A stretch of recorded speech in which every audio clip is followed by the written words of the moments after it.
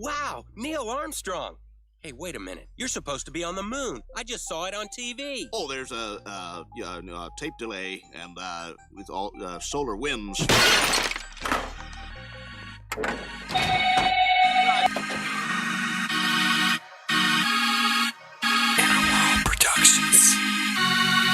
Nobody that I know of in my field uses the so-called scientific method.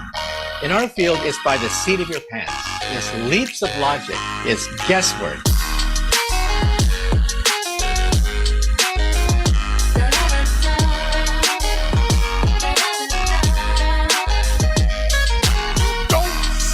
You don't see the curvature of the Earth. That stuff is flat. GLOBEBUSTERS taking over. Bye-bye, moon man and rover. NASA's so mediocre. Sorry, but your ball is dead, but your ball is. GLOBEBUSTERs taking over. Gotta ride this roller coaster, but the truth is getting closer. Sorry, but your ball is dead, but your ball is. Get the shovel for the space hubble, piecing up the puzzle. Need to burst your bubble, evil gonna crumble, yeah? Sit down, be humble, got the ball, you better fumble. You'll get mad, cause I just fight about your uncle. And then they call me the liar. I mean, it's absolutely unbelievable the pathetic techniques that they have to use to prove their heliocentric model. Bob's at the president, Jeran got the evidence. Arrows laying Jesuits and Zack is evident. That the earth electric and it's resonant. Your residence is heaven sent. I hope to settle in like some sediment. If we so wrong, why they lying to discredit it? That's not too intelligent. That's a guy, not an in court, but we ain't really in the settlement. It's time to awaken from the pseudoscience sedatives. GLOBEBUSTERs taking over. Bye-bye, moon man and rover. NASA's so mediocre. Sorry, but your ball is dead, but your ball is. GLOBEBUSTERs taking over. Gotta ride this roller coaster, but the truth is getting closer. Sorry, but your ball is dead, but your ball is. Inner World Productions.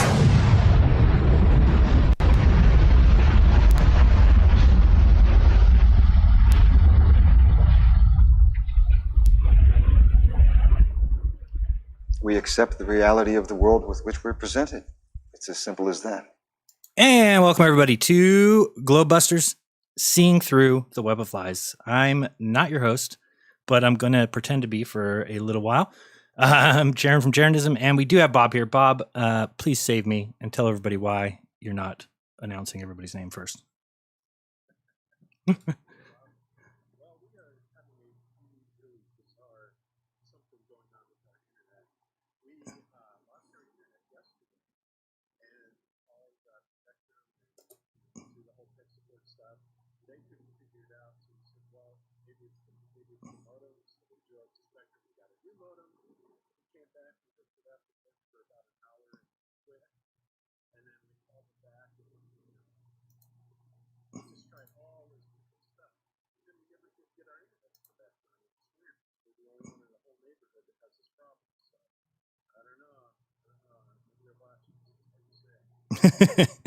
They get their eye on you. Imagine that.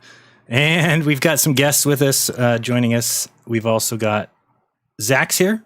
Zack, I'm going to keep looking at you and thinking you're Cami. What's up, Zack? Oh wait, you can't hear everybody else? Hold on 1 second. I want to make sure people are saying they cannot hear. Wait, only one person now. Can't hear. Okay, you can't hear everybody else, just me. Is that correct?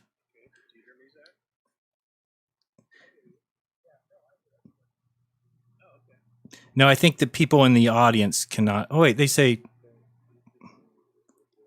Wait, they just hear me, or does now it says turn up, Bob? So can you hear Bob or not? Okay, I'll fix that. Give me a second here. I think it's the settings in Skype. I mean, I always knew this too. New call screen. Is that? No, I don't want that. Where is the settings? Where is the settings for? Oh, there we go. Now I got it. Yeah, it's always this audio video, and then I've got to change the. Let's see here, speakers. I think I'm going to change it to this, and then tell me if there's an echo, though. I'm going to have a problem. All right, we should have tested this. So I got to change it to this one. Tell me if that's. And now we've got the speakers as the audio codec. All right, now tell me if you can hear Bob. Go ahead, Bob. And then I'm going to tell to the other voices are muffled. Oh, no, somebody says the other voices are muffled. Only here Jeran can hear everyone else through Jeran's headset. Okay, let me try this one time. Okay, now see if you can hear Bob. Oops, I just heard myself. I hear myself echoing. You do hear yourself echoing? Yep. Okay, 1 second. 1 second. No, it always happens this way. It's the same thing as always. No Bob, no Bob. Still too low. See, that makes no sense. Why would somebody say still too low and somebody else says no Bob? Which one is it? Nope. Yeah. Now somebody says 5 by. Rico, you guys are not helpful. Just you, and while somebody else says 5 by 5. Do you guys realize the difference between those two things?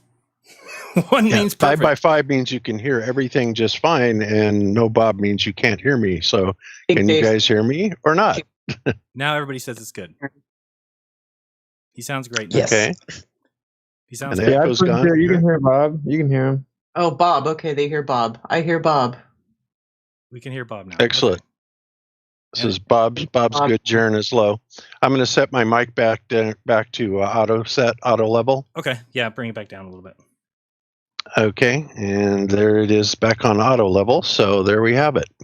Okay, now it says everybody says sounds good. And there's no echo now, Bob? No echo, sounding good. All right, great. We're back. Yay! Wasn't as easy as we planned, but we should have practiced.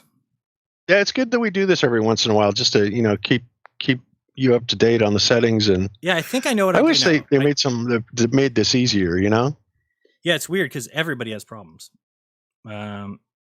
There's a delay, but it seems like everybody has problems, and it's whenever I switch. When I do the Skype, I have problems. I have it set for Zoom. It works perfectly with Zoom, but then I have to change some things for Skype. So at least we're here. We're here now. All right, we've got. We introduced Bob. Bob said that they had no internet, and then we introduced Zack. And I'll let you take over, Bob. Go ahead. Oh, okay. Okay. Next up is I guess Austin. How you doing, Austin? Doing great, just living the life. Happy to be with the familia. Looking forward to the show. Well, we're glad to have you with us. That's awesome. And you're still getting things taken care of, I assume, out in the nasty outside world. Yeah, having to pay the appeal fee and then pay for the transcript and stuff, and then we'll be moving forward. So yeah, just trucking along. Okay. Well, cool. Well, God, last summer or last year, the last year has been insane. Let's face it. And, it just keeps getting even more so insane. Some of the stuff that we're going to share with you guys in news is beyond freaking belief. I mean, you think it's wacko on the normal mainstream news. The alternatives are going crazy with this stuff too. So it's like, I don't even know what to think. And I have to wonder if this is all part of some grand plan to get everybody's head so completely scrambled that they can't even think straight. Oh, I think so. For sure. I think so. I mean, just think about, and I talked about this on my show the other day, but the reason I think that that's the case is if you just look at what happened with the Roe versus Wade thing coming directly after COVID. So, clearly by design, and it's meant to show the hypocrisy of both sides. And it did such a beautiful job. It's hilarious that we just got done arguing that you can't have government tell us what to do. Government can't tell us what medical decisions to make. And then you snap your fingers and the same group of people is now dictating that the government should shut down abortion. It's hilarious to me. And I'm not saying I'm a fan of abortion, but I'm not a fan of hypocrites. I'm not a fan of not being consistent. And if I just spent 2 years saying government can't tell me what to do, government can't make me get a mask, government can't do this, can't make me get a vaccine, and then a day later, I hear everybody on my side saying, no, we should outlaw abortions and we should tell them they can't have them. I'm like, hold on a second. It just seemed like that had to be by design. But that's not what it is, right? It's like Roe v. Wade just made it where the federal government could decide. And so if you pulled that away, it just goes back to being left to the states. I guess I see your point that then the states would have the ability to tell you what to do. But isn't that actually what it is? It's just removing the federal government forcing states to allow it. Isn't that kind of the idea? And that, I think that is true, which is fine. That I get. I'm just talking about the simple fact of whether or not government should have a right to dictate medical procedures for citizens. And I feel like we just got done arguing for 2 years that they don't. And then you turn around and now everybody's saying that they do. So it's like, Yeah, and you hold can on. bet your bottom dollar they're going to use that against us in some way, shape, or form. So I feel like we just need to be consistent. You know, it's like it comes down to, I think, this idea of who's morally correct, right? And I just want people to remember that when people were telling you to wear masks and get vaccinated, they thought they were in the moral correct position. Like, yeah, there's of course the upper echelon, the elite, maybe not, but I'm talking about your everyday people. Nobody was just doing it to be mean. They were doing it because they thought they were in the morally correct position. And I just feel like we knew that it doesn't matter if you think you're in the morally correct position. You can't dictate what I need to do. And then this is just the same, but the opposite. Now, the people on the right think they're in the morally correct position, and so that they can tell the left what to do. So I just feel like that has to be by design. How else did that thing come up 2 days later?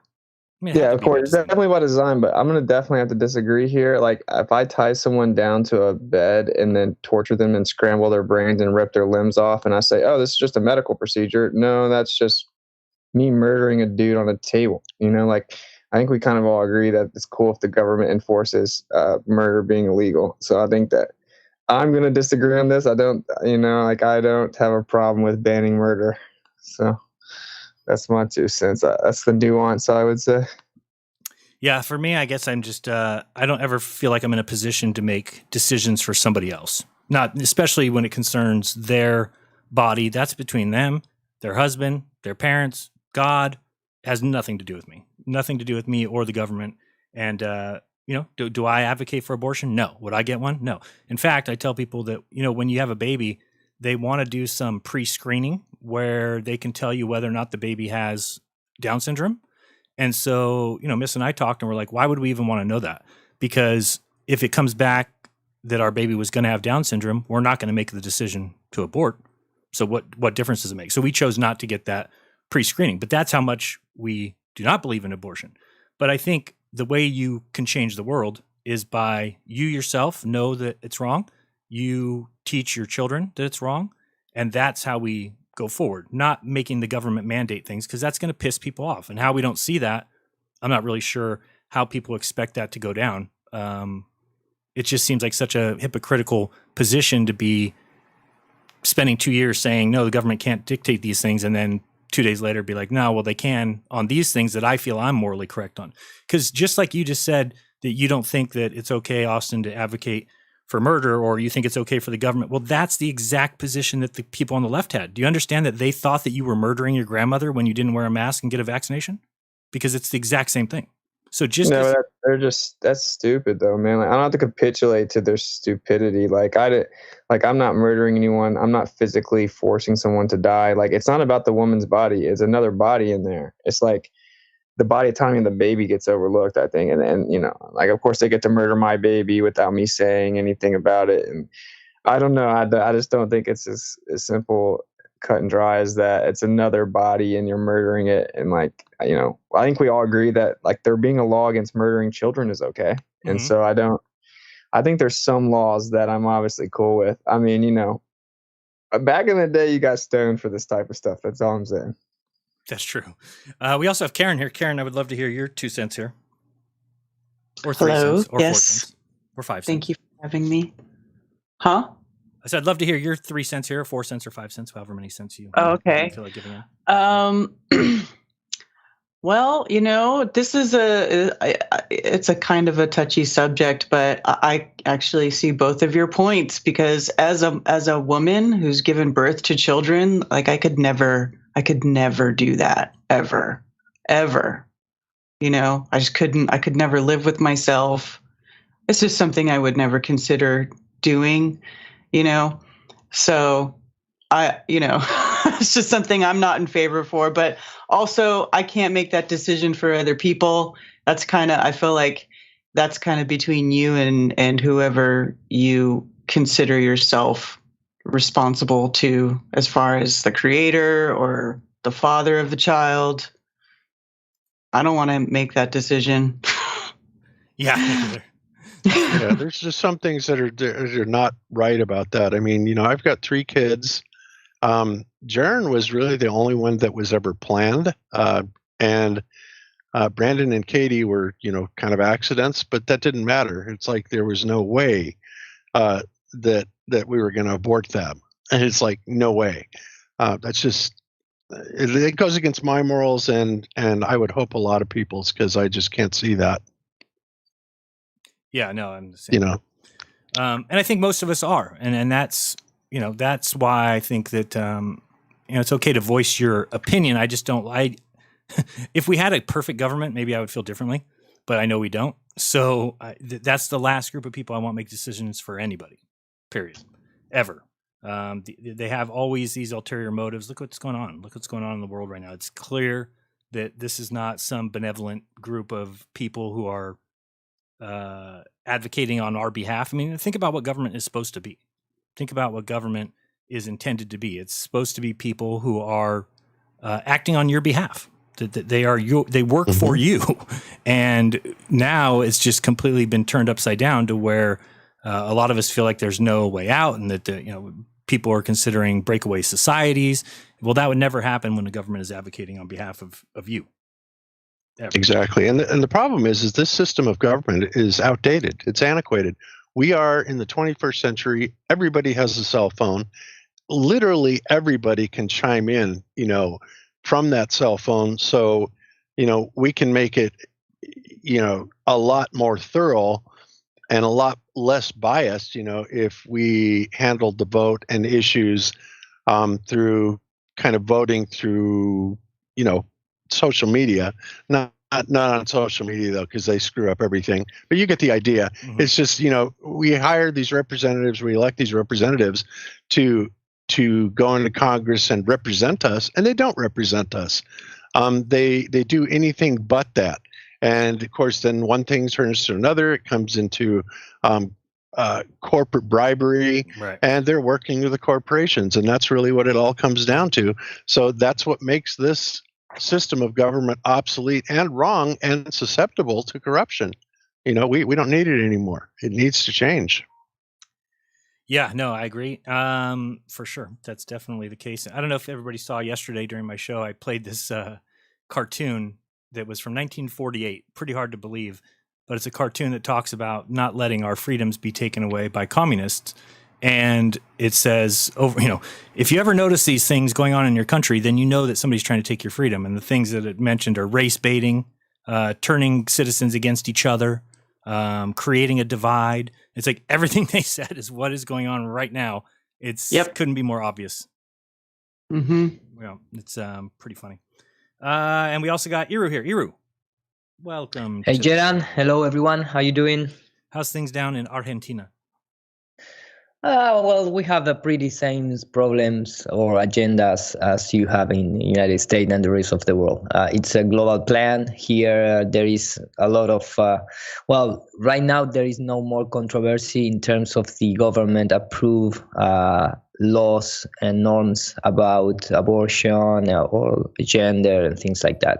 We lost as a community, we lost that battle. Only what we have is as individuals and make our own choices and decisions. Of course, everything has an agenda behind, so you need to be informed and take your own decisions. And of course, when we talk about other life, that it's another another step to make decisions. But I think everybody has the information to do the things right, or at least 95% of the population has access to that, and maybe they are the motivations to take some drastic decisions are part of the propaganda, and the people, their own people know what they are doing, and maybe you need to take the time to make decisions like the abortion thing, or it's a hard thing to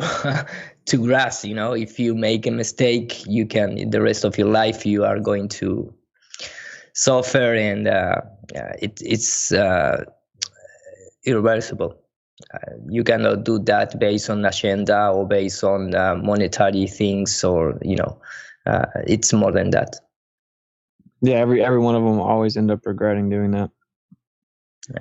Yeah, but I think also people regret giving their baby up for adoption too. So it's not it's more about changing the way women choose who they sleep with, and changing what the thought of sex is. That sex is when it's time for when you're a big boy, big girl, right? And right now it's like, and here's the problem, right? Look at cell phones. I mean, somebody said this the other day. I was like, wow, that is so true. A 14-year-old boy with a cell phone has seen more naked women in one day than a 75-year-old would have seen in their entire life just 20, 30 years ago. Boy, isn't that the truth? That's a scary porn thought. is abound everywhere. Yeah, it's a scary thought. It really is. And and again, this is all part of the mindset to corrupt, humanity, corrupt it with pornography, corrupt it with, virtually everything that is wrong with the world. They highlight it, just like these people that are famous go out there and they are pathetic. The people in Hollywood that they, put up on a pedestal for doing the ridiculous crap that they do. It's sickening. It really is. And it's like, these people aspire to that. They some of them sell their soul, right, to be able to do this stuff. Yeah. And it just goes beyond me that anybody would ever want to do that. Wasn't really like abortion and birth control the reason that like people have such desensitized casual sex all the time? Like, we've created such a convenient pathway to remove personal responsibility, right? And then, like you said, people are like 12 and have seen like the most severely insane versions of sex, and like, so the desensitization of sex is really why we have this problem. I think removing the, like, birth control is terrible for women and basically like decreases their fertility, right? And so, yeah, I just think it's just crazy how we've made it so easy for women, and then we basically told women that that's what their value is like their sexuality is their value, and then we've kind of left them out to dry. And then now, like, if anyone tries to stand up for that, we're oppressing them. So it's just really kind of wild and backwards. And I think that like the birth control is what causes all of it. Well, it goes back even before that. It goes back to when, they took women out of the home and put them in the workplace, and then, gave them the right to vote and made them feel so empowered and involved. It was just like they've been trying to break down the family system for decades, and they did it. Yeah. They've been very successful. And so what happens when you have children who grow up in broken homes, and they witness their parents doing all sorts of horrible things behind each other's back and stuff? Like, it's just a symptom of a problem.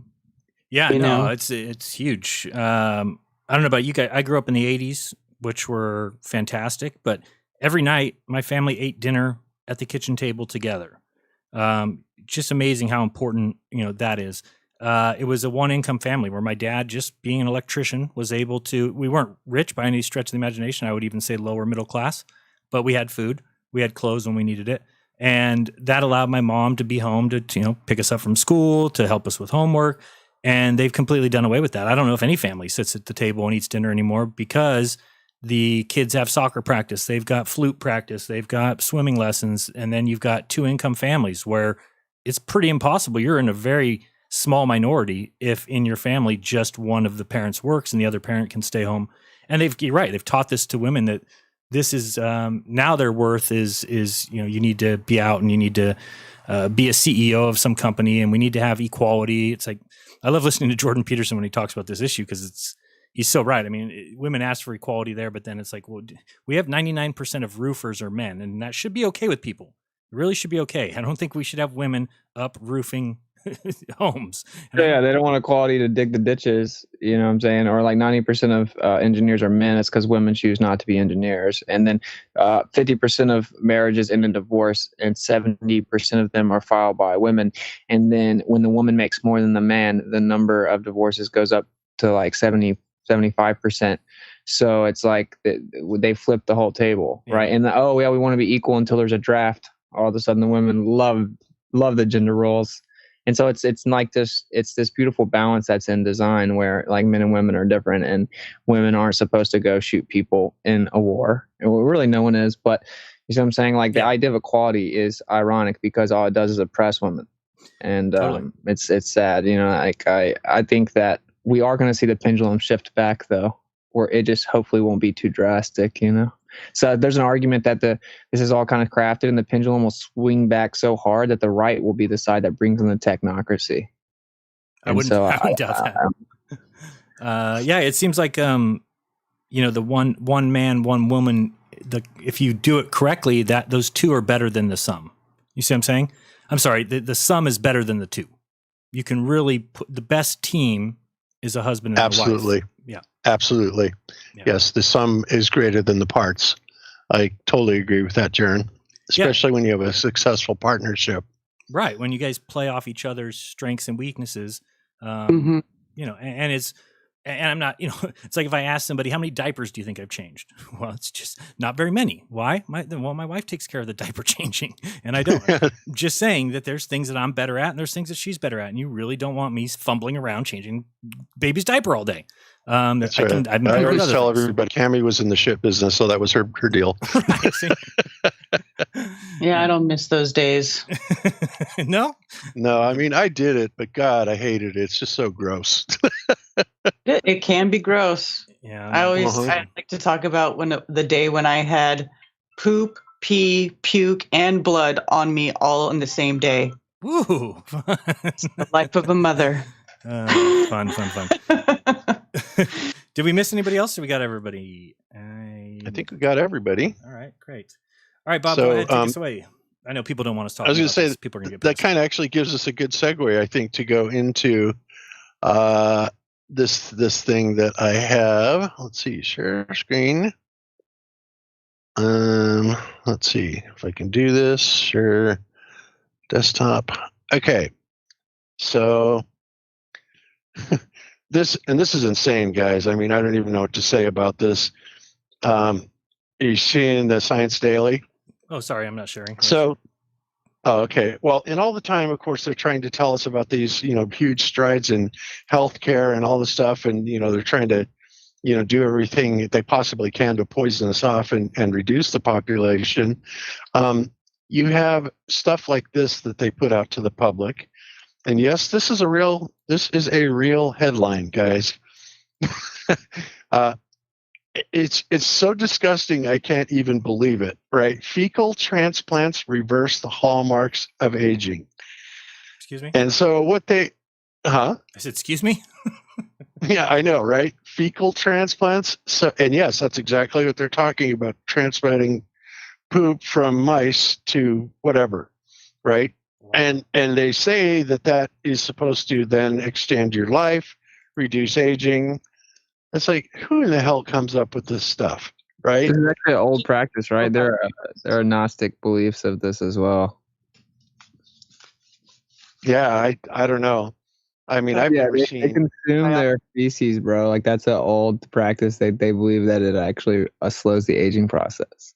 Well, consuming, yeah. I thought drinking pee was gross, right? But there's people out there that really, swear by, urine therapy. They say it does a lot of good, and it's like, well, sorry, it's too gaggy for me. I wouldn't even want to try it, but I'll remain open to the possibility that it could do something. But crap, no way. I'm sorry. It's a bit fun. Dude, people will do it, bro. People do it. If this cures monkeypox, dude, let's do it. Monkeypox. Oh boy. Yeah, we can that's talk a about whole new that, thing. though, right? The hammer hasn't been dropped on it yet. I thought fecal transplants were to treat people who over sterilized everything and then killed their gut biome down, and then they don't have any natural they don't have the good bacteria anymore. So they have to get a fecal transplant to kickstart the biome again in their gut. And I've heard that too. I don't know if it's that crazy. I don't know why I've heard that. I've heard that. I think they were talking about Maverick too. That because his stomach issues or his allergies, they had mentioned that. Not that they were planning on doing it, but that's one of the known, what do you want to call it, techniques. Yeah. Right, well, it's about basically replacing probiotics in your system, right? Isn't that what yogurt's for? And they have all kinds of probiotics and stuff like that. I would much rather take that than, have a nice steaming bowl of poop, Um, I don't even know what to say. But yeah, it is amazing that they put this stuff out here, and they are so serious about it, the way they write this down.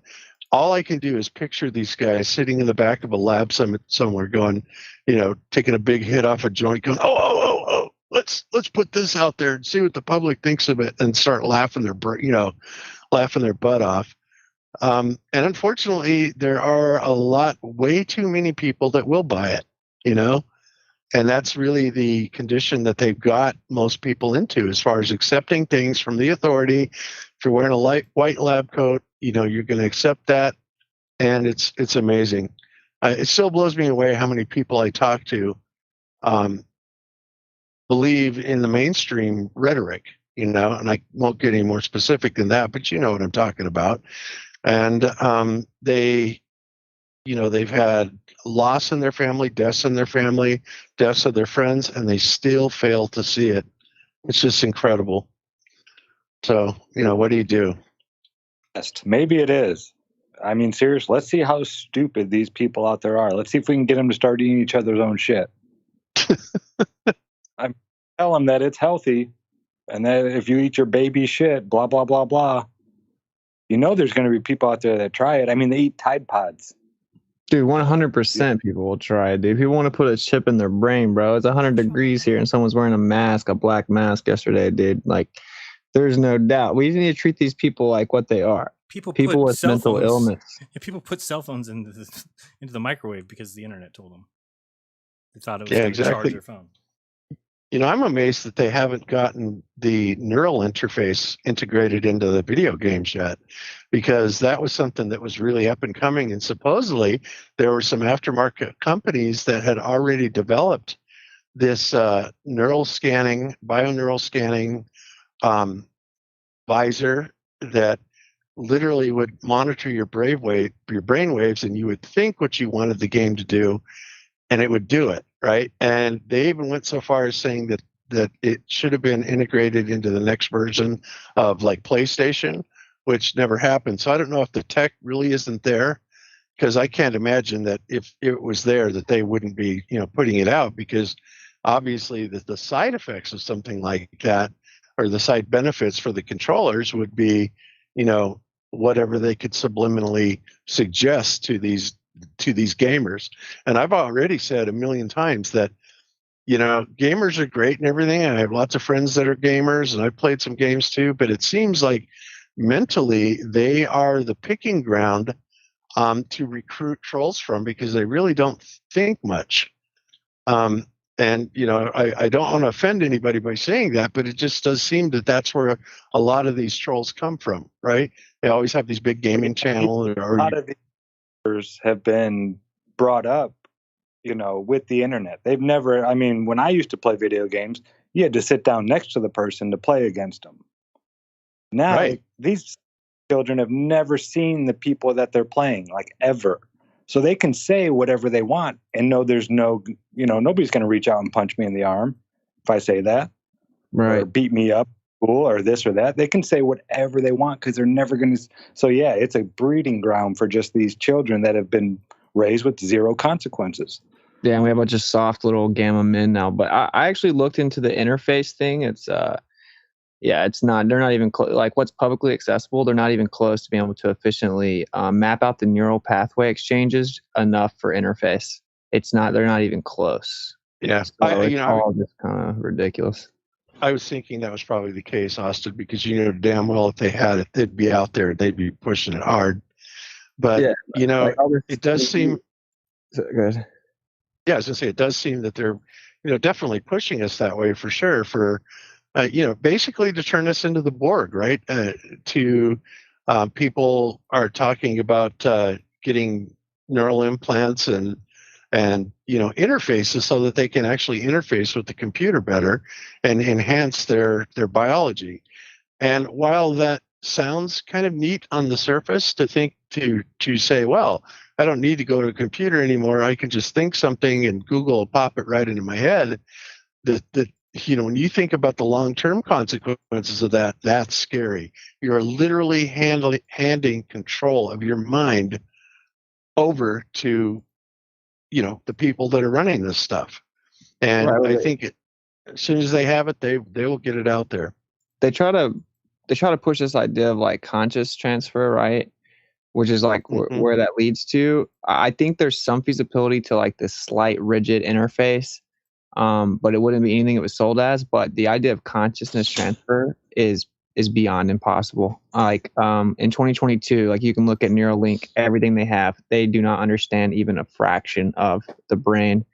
So it's be a pipe dream sold to the masses, and they'll eat it up, and like they'll just get a fraction of what they think they're going to get. Yeah, I absolutely agree with that. And not only that, I don't think people realize this. Even if they get it to the point where they can download your neural patterns into a computer and emulate you and your personality, and then transplant that into some sort of an android body, it's still not you, right? It's a copy of you. And when you die, your consciousness ceases, and only the replication of what they downloaded lives on, right? So these people, And thank God. Yeah, no kidding, right? But some people actually believe that they can transfer their consciousness directly into that body. And that's one of the things that I thought was amazing about the new Star Trek series, right? At the end of the first Picard series, Picard had been dealing with this lifelong battle of some sort of a degenerative brain disease. And so he actually died at the end of that, but then they took his consciousness out and they put it into an android body and made it so that he would die, maybe in 10, 15 years down the road or something like that, made everything normal, right, but not immortal, right? And I'm just sitting there going, wow, yeah, they're already starting to sell this. And they're starting to sell a lot of stuff like that in the media, as they always have. But yeah, it's just crazy. Right. The trick is that you can't transfer the consciousness, man. It's like the intricacies of the neural pathways will blow your mind. And all they're getting is like EEG, like electric signatures of the brain. They're trying to like do guesswork. But I think what's really going to happen is people think they're going to transfer their consciousness because, materialism loves to avoid any accountability. So that's kind of what that sells. But really, it's just going to eliminate your consciousness. That's all it's going to do. You're going to give over your consciousness. You're not going to transfer it anywhere. It's just going to cease to exist. Like that, I think, is more feasible than anything else. And I think that maybe is the end game. It would have to have some perks on the surface though to get everyone to do it, right? Because I think there's like a couple, like 10,000 or more people have already done the Neuralink thing. Have you guys heard that this year and within the last few months? They've already taken the first steps with the Neuralink surgeries. Mm-hmm. And so it's gonna have to have side effects that take a while to take place for them to get everyone to do it. So I think they'll just sell like, look how advanced these people are, blah blah blah, and then you basically just lose your consciousness. You certainly aren't going to transfer it and live forever. So they don't understand consciousness. They're not trying to understand the consciousness. They're just trying to eliminate it. Well, you know how they talk about we only use 10% of our brains. Do you know where that came from? It came from that they actually only could map out 10% of it. Correct. Yeah, the scientists could only figure out what 10% of the brain does, so they turned it and said we only use 10% of our brain. It's like, no, dipshits, you only figured out what you think 10% of it does. We use the entire brain. You just have no idea what it's for. Exactly. It's funny that they say that and just turn it on us. Yeah, no doubt. So anyway, yeah, that's crazy. I can't believe they have stories like that in the news, but they do. And it's insane. And I just hope people realize ultimately that there is no way they will ever be able to transfer live consciousness, like Austin says, into some sort of a mechanized thing. In other words, it's not you, it's a replica of you, if they even ever get it that far, right? And it's like a Disney dream, in terms of is the second phase of the cryogen therapies. Like, okay, we can freeze you and wake it up again with your soul, your spirit, and your consciousness in 200 years when we're gonna have technology to live forever. It's like a palliative. I don't know how to say in English, but it's like something like, okay, we cannot do that, but we can transfer your consciousness. Well, yeah, still is exactly. forever. Don't worry. You can slow down aging, I think, by just controlling the resonance. Like the vibrational degradation of cells, I think, can be slowed down. And so if they can just kind of show that people slow down aging, then people will just eat it up. And that's really all they need. They just need to give you like 1% of the dream, Yeah. I think And really, the secret to that is slowing down aging is getting a good diet and good exercise, right? I mean, but species transplants and all this other nonsense is utterly ridiculous, and it's never going to go anywhere. And then, of course, they would dream up some virus that, or it could be something real that comes out of doing stuff like that. Who knows? But no, it's not something you'd ever catch me doing. That's for sure. So anyway, so enough of that. Next thing I have is, you guys may remember this. I'm going to play this video. Oh shucks, I think I did not share it with sound. Let me reshare my video with sound. Hang on just a second. Let me see if we still have the screen up there. Oh, you can't even play it with your mind, bro? Weak. Working on it, man, but can't do it yet. All right, so let's see if you can hear this. Can you hear it? Yep. All right, cool.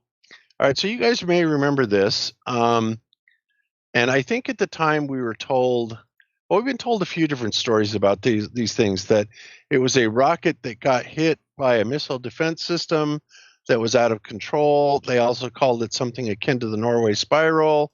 People have said it's the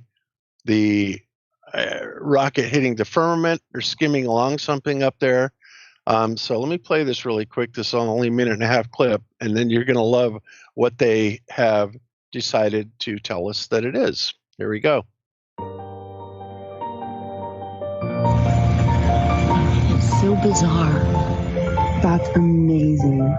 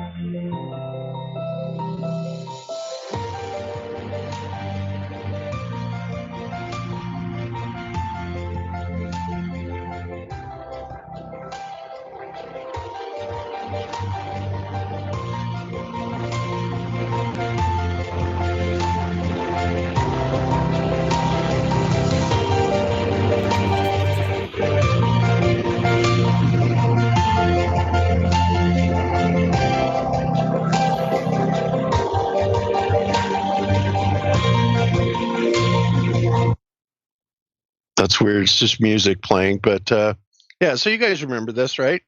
Obviously. Yes. Okay. Oh, yeah. So, yeah, and I'm not sure what it. Well, first of all, what do you guys think it is, Jeran? What do you think it is? I think it's SpaceX. You think it's SpaceX? What do you think is causing the tail and everything? I think it's just releasing a whole bunch of crap, and it happens to be done right when the sun sets. So the sun still is lighting it up. Okay. That's just me. Could be. I've kind of seen this like in person at night, though. Like, I think honestly the frequency that whatever they're putting up there, a frequency creates the medium, like the medium reaction that looks like that. Like, I think that we're just like, if like Bob, we agree on what light is. It's nothing more than excitation of the medium. I just think that, I don't know exactly how high this is or what it's traveling in, so it's purely speculation, but I think that the excitation caused by the source of whatever that is moving through the sky just causes us to see a certain pattern in the medium. I don't even think it's limited to like this material reaction. I think it's just the medium. I don't know, because I don't know what medium it's in. So I've thought about this a lot, because I watched this in person. Basically, this looks a lot like what you see in person at SpaceX launches. I haven't figured it out. I mean, maybe there's a fluid-like medium up there that they. How quickly do you see that, though? I mean, it's not quite very high, right? Yeah, that's a good point. I don't know. It's hard to tell. hard to Because tell. this video was supposedly taken like a state away, like in Arizona or something, and they launched it from California, unless I've got my facts wrong. But it's like, wow, that's pretty amazing sighting for that far away. But I don't know. It's really hard to tell, right? Like perception is tricky, man. Like it's hard to tell how high that thing is, man. It's hard to tell how fast and how high things go from a distance.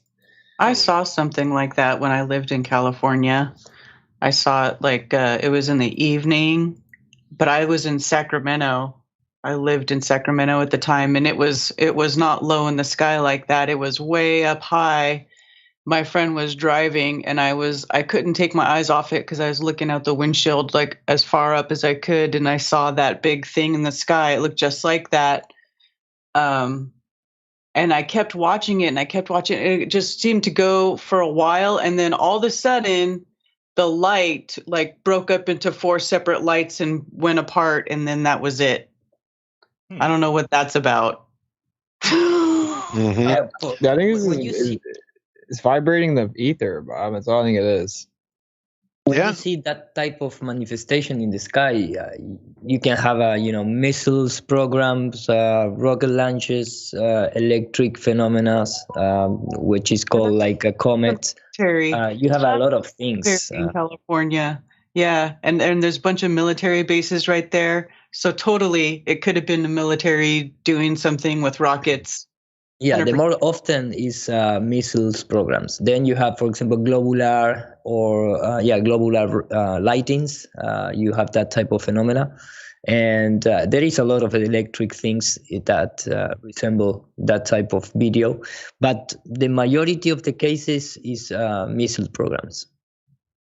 Yeah, and there was also in that area there's a jet engine lab, like a jet propulsion lab, and you can hear that they test the jet engine. Sometimes they're super loud.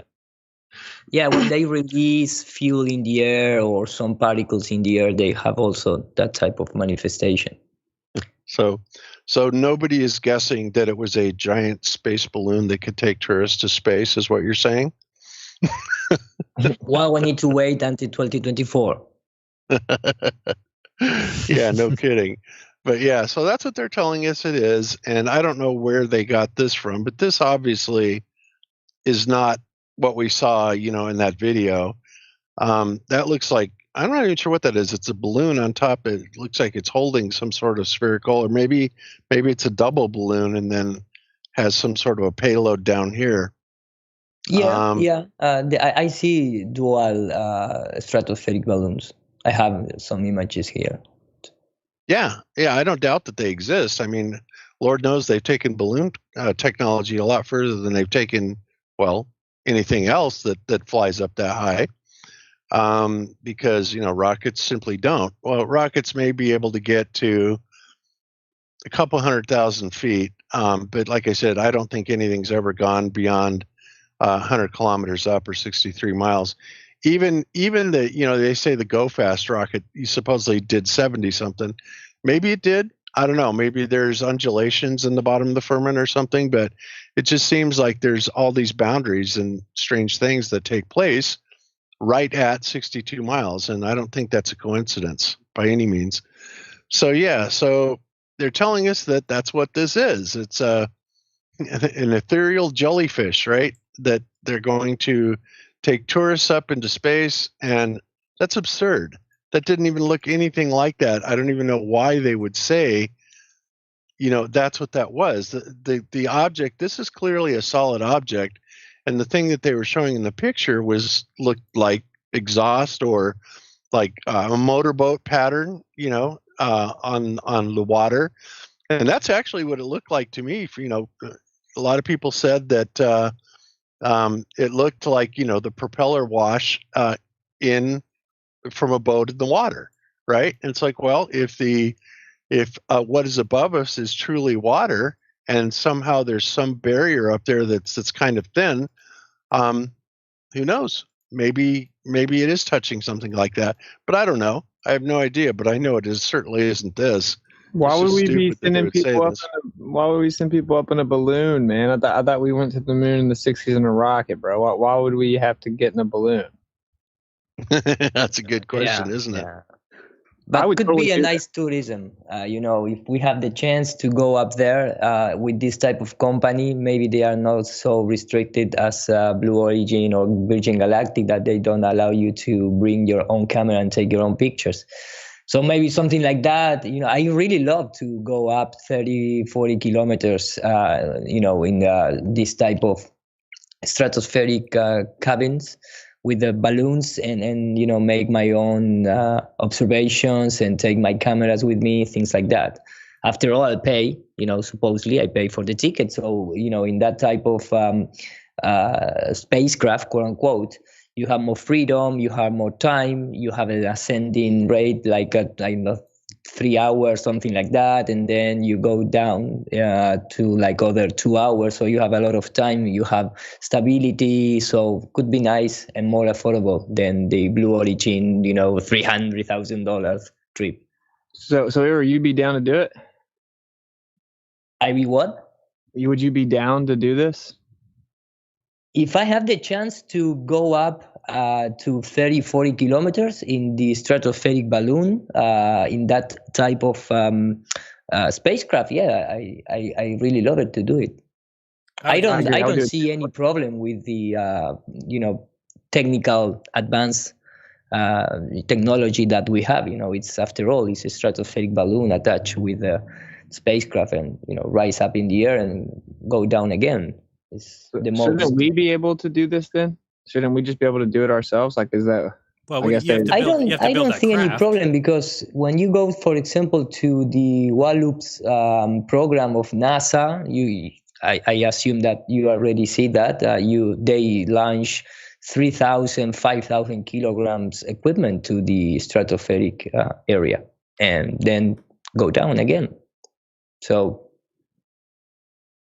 the 30, 40 kilometers is very near, and you can do it without any problem. I think the most problematic thing for them is that a lot of flat earthers maybe could go up there and make their own,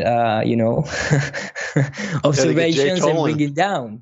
They get Jay Tolan up there with an infrared camera for us. Yep. Dude, they would Mad Mike 2.0 us so fast. Yeah, I would take one of those infrared cameras like Jay Tolan has, with the massive zoom, and get something like that.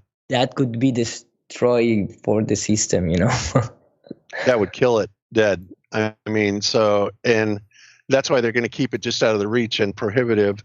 And, I'm sure that even if flat earthers did get it funded and they caught wind of it, either something would happen to it or, I don't know, something. But I just cannot imagine. Yeah, we would die. I can't imagine them ever giving us the opportunity to take equipment up there, especially on their vehicle, that's going to show the world as perfectly flat. Well, if it's on their vehicle, that might be the key to it, because they're not going to kill us. It'd be the worst thing for them to do. That'd be the most eye-opening thing to everyone else to say, here's these flat earthers. They were going to go up on Richard Branson's plane, or they were going to go up on on Jeff Bezos' plane, and then it crashed and killed everybody. I think that would wake up a lot of people. I'm not saying I want to be a martyr, but I also am not a pussy, so I'm willing to go. But it would just be sold as incompetent flat earthers that, just went up and died. Like, they wouldn't shoot us out of the sky. Like it was just, it crashed because we're incompetent. You know what I mean? Yeah, if it was our craft, that'd be different, because then they definitely would do that. But I'm saying if it was on their craft. Yeah, I agree. That's why I just don't even see them letting us on it. No, probably not. Probably not at all. Yeah. They'd never let us launch our own craft. We'd never get the, we'd file a flight plan. They'd deny it instantly. And then if we did it anyway, then we'd be in trouble and they'd come and arrest us all. Do we all agree that we could be flat earth with upturned edges? Good way again? I don't know. I don't know about the upturned edges, but flat for sure. Yeah, flat for sure. And Antarctica is the biggest and the tallest continent of all in average. So at least I don't think you can see the turn up edges if you rise 100 kilometers in California. I think you need to be very, very, very close to Antarctic, at least to start seeing an elevation that contains the water, right? Sure. But I have a camera from Antarctica, a satellite balloon launched by NASA, and of course everything is still at the eye level, very flat. But you can see thousands of kilometers of completely ice floor, and you don't see any turn up edges. You just see a flatness with a different altitude, but it's still flat, and I don't know, Yeah, it'd be really cool if we could get a hold of one of those military grade cameras, which, I don't know how this works. I mean, is there some sort of a law that prohibits civilian from obtaining certain photographic equipment in the IR spectrum that you guys know of? Not that I've ever seen. No, I don't know. I don't know either. If you guys could pick any location to send this thing up, where would you guys want to go up? Probably south of South America, right there at the very tip. They seem to just make it cost prohibitive. They just make it really expensive. Yeah, which is by design. I mean, it's a way to keep us away from it. But I And also it's think, weird because it's removing a filter to let more light in the camera. right. It's actually less parts. And Greenland could be a nice place That'd be also, good too, trying to go up and see. That's what I was going to say. The furthest north Greenland. That's what I would say. Yeah. What's the name of that island in Canada that they launched the Mars project from? Devon. Devon Island. Yeah, there you go. Devon Island. You might as well keep it all in Mars territory. Well, I think what they've done and why they're okay with taking people up for some of these sightseeing things is that once you've conditioned people, brainwashed people into believing that they're on a sphere, when they go up high and they see a circle around them, they immediately say sphere. They don't think about the fact that that's our eyesight. Our eyesight's the radius of a circle, and that light does not travel like they told us. So really, the sun can only illuminate a certain distance of the ground, and it's always going to be a circle around you. Correct, Jeran. I have to tip my hat because you've been saying that for years. Like divergent rays always result in a circumference of light. Right. So you would always see a circle. So I think people see that circle and think that means sphere. And even if there's a craft traveling up there, and I don't know what that craft might be, but if there was a craft traveling up there, that they could easily sell the public on the fact that it's going around some ball. But no. You can map this out in AutoCAD with a flat surface, divergent ray, circumference of light, and it'll look like a curved surface. Yeah, I've seen a lot of pictures of like a basketball court or something like that where you just have like a spotlight on part of it, and any kind of view from within that is going to look like you're on a sphere. Yep. It's just the way it works out. Absolutely. And then It's a beautiful eye. It's a beautiful eye, dude. And then if you reverse engineer the angular resolution limit of the eye, you can get the supposed curvature rate for the average height, and you can get all the way to the circumference value of 24,901, simply using the eye's perception limit to a circle. That's all they did. Yeah, it looks like things fall off at the 8 inches per mile squared, right? That's your eyesight and things reducing. And so that's like perspective. It's like the equation for perspective. But the problem with that is that when days get really clear, you can see further than that. So then they had to invoke 7.6R because they knew they couldn't go and say, oh, actually, we meant 28,000 miles around. They'd already said 25. So then they had to invoke 7.6R. Now we're seeing further than that with the buildings over Chicago or Lake Michigan, the Canigou Peak. And now they're grasping at straws. The latest thing is that thing that was in the GLOBEBUSTERS chat the other day of that loser kid saying that 8 inches per mile squared is incorrect and trying to make up his own stupid formula, which didn't work at all. Yeah, they went too far. And they could have gone way bigger with the R value. Yeah, and you guys saw what I wrote to that, in response to that, right? He's basically saying, Amanda was saying, well, he's attacking the 8 inches per mile squared and saying it's inaccurate because it's based on a parabola. And it's like, yes, it is. We don't deny that. But the thing about the 8 inches per mile squared figure is it is accurate to just a fraction of a mile all the way up to 1,000 miles. Yeah, right? Less than 1%. Less than 1% off. Yeah, like way less than 1%. So, ballpark, it's way closer than ballpark. But because of the fact it's not the exact Pythagorean theorem, that they would do their math by. And I told Amanda, I said, tell the guy, I gave her a chart, right? You guys have all seen that chart that I've got that shows the 8 inches per mile squared, the AutoCAD, and the Sagitta, right? To give him that and to do his own calculations, and he's going to find that, you know, it's either off a fraction of a few feet, you know, at close distances, or maybe off a fraction of a mile at extremely long distances, like 1,000 miles. But it's just a sorry ass argument point.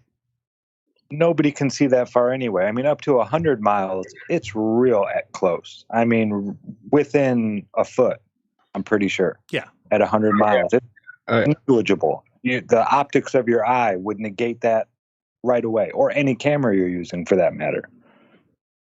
Yeah, stupid argument. That's why there are some flat earthers that are all about like 8 inches per mile squared is wrong. It makes us look dumb. It's like, no, it's accurate for up to 1,000 miles, my man, like 1,200 miles. So Should be just fine for their oblate spheroid. Yeah. Well, and here it is, right?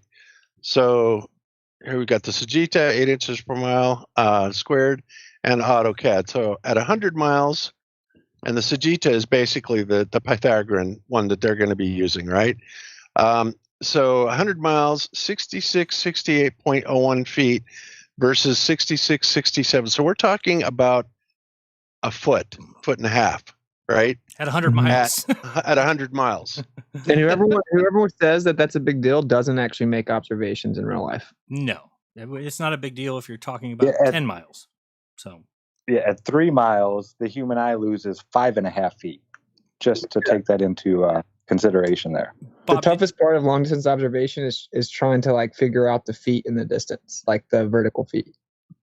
Yeah, I think the other thing that is tough is before I didn't know that east and west weren't opposite of each other.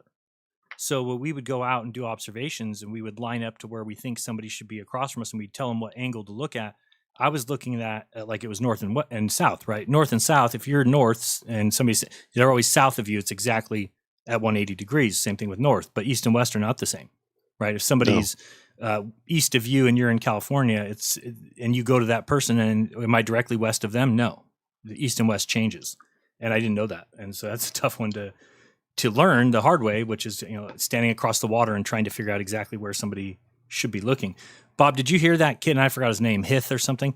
Did you hear him going through his formula at the Heath? Going through at the end. Hiith. He spells it weird. He's so annoying. So annoying. And it's just this air of like they're so smart, but then he goes through the end and he's saying how far the drop is in his formula, and he's so far off. I mean, if we looked at this chart here and then tried to say what he was saying, I mean, he would show like 30 miles and he would say it was 200 feet of curve. And if you go through the comments, everybody in the comments is like, thanks for doing the real math. At least you do real math, not like the flat earthers. And it's so funny because they're just exposing themselves. They just expose themselves that they don't even know what math is. They believe in the globe and the globe proponents, period. And it's so easy to just make fun of flat earthers. They don't even have to look into it at all. It's like the shitty, stupid man's way out. Yeah, you better be careful. For 25 miles, you're off 0.0 feet. 0.08 feet. I mean, like, geez Louise, 0.08 feet. You better watch out, bro. So he was doing the math wrong. Was he using the Sagitta or Pythagorean theorem, or he made up his own? I'll bring up that video and you can watch it. He made up his own, and we're wrong, but he makes up his own. That makes a lot of sense, doesn't it? That's right up there with George Nutsack, who when I did the signal attenuations going out to Mars and on and beyond, he came back and rewrote the signal loss calculations and basically made it so they could go on forever. When the Pasternak calculator, I was using an online calculator, right? Completely idiot proof. And somehow he was claiming that I was using it wrong, right? And then he sat there and he rewrote the equations to basically show that there would be no signal degradation at all, basically for billions of miles. And it's like the inverse square law alone completely annihilates that thought. So these guys just think they can make up any old mathematical equation. It's insane. And just because they are globe proponents, people will never call them out for it, right? You'll never get somebody say like, "Oh, actually, you're wrong on that," because they don't do that to each other. Now, flat earthers do it to each other all the time. Flat earthers, you'll bury each other, you'll call each other shills, you'll say anything if somebody. But this, at least these science people are smart enough not to do that. This is why you don't have Neil deGrasse and Bill Nye having a debate. They're smarter than that. They're like, no, we're trying to move this line of thought forward, and we're not going to reveal each other's flaws. Basically, is how the way they work. Yeah, exactly. I can show you this real quick. I'm going to bring this up. So if we Okay, take something like, let me kill my sharing. Yeah. So this is different. Hopefully, you guys can let me shrink this down a little bit. It's a little too out of whack, and it still needs to be smaller. Okay, there, we can see that, right? So this is the Metabunk curve calculator, and let's just take that for an example, and I think he uses in his video 32 miles as an example. So we'll go ahead and we'll put in 32 miles as the distance here and see what... Excuse me, can you show with that? Yeah, we don't see anything. Oh, because I'm not sharing screen. Sorry. How dare you? Shoot. Let me see. If I share screen and share this one, tell me if you can see. Yeah. Yep. Now you can kind of see? Your Skype screen, yep. But do you see this Metabunk? Nope, it's a gray box.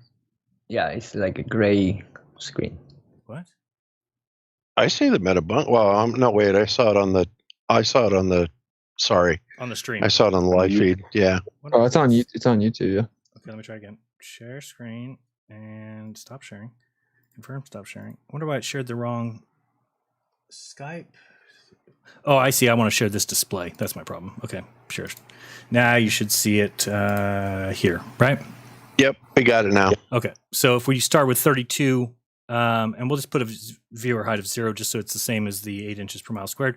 So we can see that we can come up with a geometric hidden of 682. So if we wanted to check our 8 inches per mile squared, we can do 32 times 32, and we get 10 times 8 for the inches, divided by 12 to get our feet. And what do you know? 682. So far we've got 682 here, 682 with 8 inches per mile squared. This is the Earth curve calculator from GitHub. We'll put 0 there. We'll put 32 miles. What do you want to guess that it's exactly 682?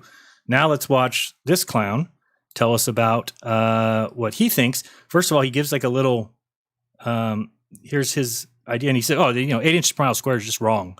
Let's listen. Or at least did actually use that to estimate the height of Earth's curvature. But it's just that, an equation to estimate it for certain distances, mind you. Yeah, so because what's wrong with the that? further away you go, the less and less accurate it is. An accurate equation would not be exponential, but instead sinusoidal, because we're dealing with a circle and being the radius of the Earth and the distance between these 2 points on Earth's surface. So that's the equation he came up H is with. the arc height, R I'm going is to find him the talk about radius, 32 and miles. S is the arc length, keeping in mind that this is in radians, not degrees. Now, I didn't find this exact equation, but I adapted it from other equations that I found online. So trying it out and comparing it to this online calculator I found shows that it's accurate. Okay, here's one where he talks about 31 miles. Of Let's listen. Bourdon light in France is 207 feet high and visible from 31 miles away. And at that distance, the height of the curve is 160 feet. What? You should be able to... He's 160 feet. And we just showed that in the Earth curve calculator, 682, Metabunk, 682, 8 inches per mile squared, 682. This dipshit, 160. So, well, a lot of the globe earthers, this is when they love to bring out refraction. Now, refraction is something to take into consideration, and you're looking at the wrong calculator, and that's what they'll say. But then all of a sudden you talk about, that's why boats appear to sink on the horizon is because of refraction. Oh, no, that couldn't be refraction. What? So they love to contradict themselves in that way. And and refraction can happen for making a sea farther, but no, it can't hide any boats on the horizon. Nope, that's totally impossible. And he's he keeps pointing out that Eric Dubé is so wrong but Eric Dubé is taking the height of the observer into case. Look at this is his equation. Where's the height of the observer? It's not even, he doesn't even calculate it. And he's still trying to say that these numbers are wrong. I mean, if we put in. There's something else he totally missed too. Yeah. He's talking about that it's sinusoidal, representing a perfect circle, right? And they tell us that it's not a perfect circle, that it's a flattened ellipsoid. Right. So, of course they don't include that, but it's so absurd. They never, ever, ever, ever admit any flaw in anything they do. And look at these comments are hilarious. Let's go down here and oops, what happened here? Somebody should let him know, like, even Eric Dubay has had a girlfriend. Like, this guy needs to reprioritize. What's going on? They need I to see let the the comments here. AutoCAD know, because I mean, people use that to like build long bridges that are like miles long, and if AutoCAD's wrong, then I don't know. I don't know how these bridges are so nice and level and flat. Yeah, I don't know how they. More often than not, I want to see. Why can I see comments? Oh, now I can. That's weird. Why doesn't it show comments over there? So let me see if I can move this. My favorite saying is, just because 2 times 2 equals 4 doesn't mean a yardstick is 4 feet long. And just because math says something, that doesn't mean it's accurate. It doesn't mean it reflects reality. Correct. It doesn't reflect reality. I mean, and math can be a great tool, and you can use it for that, but it's really a language too, right? So it's, languages don't necessarily explain reality. They're just a language. So this is, can you see these comments okay?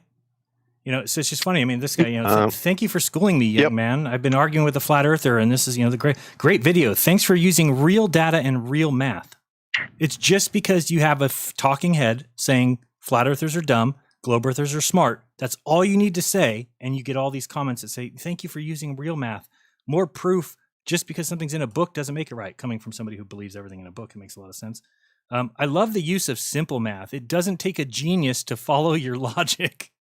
Like, what are you talking about? There's no logic in his video at all. It's completely and totally wrong. And it's comment after comment after comment like that. Love that favoritism. Oh, it's in a book. That means it's better than something you read on, on YouTube or something you hear on YouTube. It's total nonsense. Yeah, Jeran, it is definitely time for one of your famous burn videos for this guy, right? To show what a complete idiot he is and how wrong he is, by showing him, first of all, like what you just did with the Pasternak, or not the Pasternak, the Earth curve calculator. Yeah. The one that the globe earthers wrote. Yeah, no, I did it on my show on Friday night. I know I did it overnight, so people sometimes have a hard time watching the stuff that I do overnight. But you got to make a clip out of it then. Yeah, I'll make a clip. But it could even go further, because I still don't even know where this guy's getting this equation, and why wouldn't you include the viewer's height, which is so important. But he doesn't even include that, and he expects 31 miles to be 160 feet. I mean, to get down, if we go to this curve calculator and we try and get down to 160 feet from 32 miles, but he's at 31 miles? Okay, let's go 31. So if we go 31 to match his, and we say, how high does somebody need to be to get the height down? And we can go 10. Nope, not. What did he say again? He shows 160. So not even at 10 feet. How about 20 feet? Nope, that's going to be wrong. How about 50 feet? Nope, let's go 100 feet. Nope, let's go 200 feet. That'll probably be enough. Yep, so we'll go 150. So, I mean, for his equation to be right, you're talking about being 100, that's 15 stories high. So, in order for the curve to be only 170 feet at 31 miles, you need to be 15 stories high in a building. And yet people say this guy's right. What are you talking about? He shouldn't be allowed to make videos without a helmet on. No. Yep, it's just over 600 feet. So, he's a mere, 350 feet over, 450 feet or under, I should say. Under. He's not even freaking close. No, and if that were the case, then of course, that would have already been exposed, and we wouldn't all be out here saying 8 inches per mile squared. The thing is, 8 inches per mile squared matches exactly these curve calculators, which are done on the Pythagorean theorem. They're not done with 8 inches per mile squared, and it matches up to 1,000 feet. So again, if we put 1,000 here, oops, that's viewer height. Put 1,000 miles, not 1,000 feet. Sorry, I'm saying the wrong thing. If you put 1,000 miles and calculate that, you come out to 656,556. And if we do the 8 inches, and remember, we're at 1,000. And if we do 8 inches per mile, we're going to go 1,000 times 1,000 equals, and then times 8 equals, and then divide by 12 equals. And we're going to see that we're talking so close. That's 66,666 to 656,556 over 1,000 miles. So anybody out there that tells you that 8 inches per mile squared is incorrect just because Samuel Rowbotham introduced it or whatever is an idiot. They can't even think straight. Right. They're just grasping for straws at this point. And if you want to take a step out of it, go ahead, Kyle. Okay, I was just going to say, anytime we quote Neil Tyson on the matter, oh, you can't see curvature from 2 millimeters above this beach ball. All of a sudden, that's when they say, oh, Neil Tyson doesn't know what he's talking about. And that's when they just throw him under the bus. So, yeah, it's just so funny how when we quote their people, all of a sudden, they're excused. They don't know what they're talking about anymore. And it's just hilarious. Tyson needs to go. Yeah, and if you want, if you wanted to take a step out of it, and not have to figure the user's height separately, if you just go 1.22 times the user's height times the square root of the user's height, will take that into consideration for you, right? So it just consolidates it a little bit more. So that's another formula that you can use. Wait, but where do you put in the distance that you're looking there? I didn't understand what the equation was, sorry. You said 1.22 times the user's height, but what about the distance? Oh, what do we get out of that? Sorry. Oh, crap. Where the should be. Say again, on the globe. That would be where the horizon should be on the globe. Okay. Where the horizon should be. Gotcha. Okay, makes sense. Yeah, no, I mean, it's so funny because we wouldn't be this far along. We wouldn't be 7 years into this, and somebody's going to be like, oh, 8 inches per mile squared is not just off, but off by hundreds of feet when we're talking 31 miles. You think that guy would just pass that by somebody? Maybe he should have reached out to Wolfie or somebody, one of his many patrons like Wolfie, that he could have asked and maybe got the correct answer there.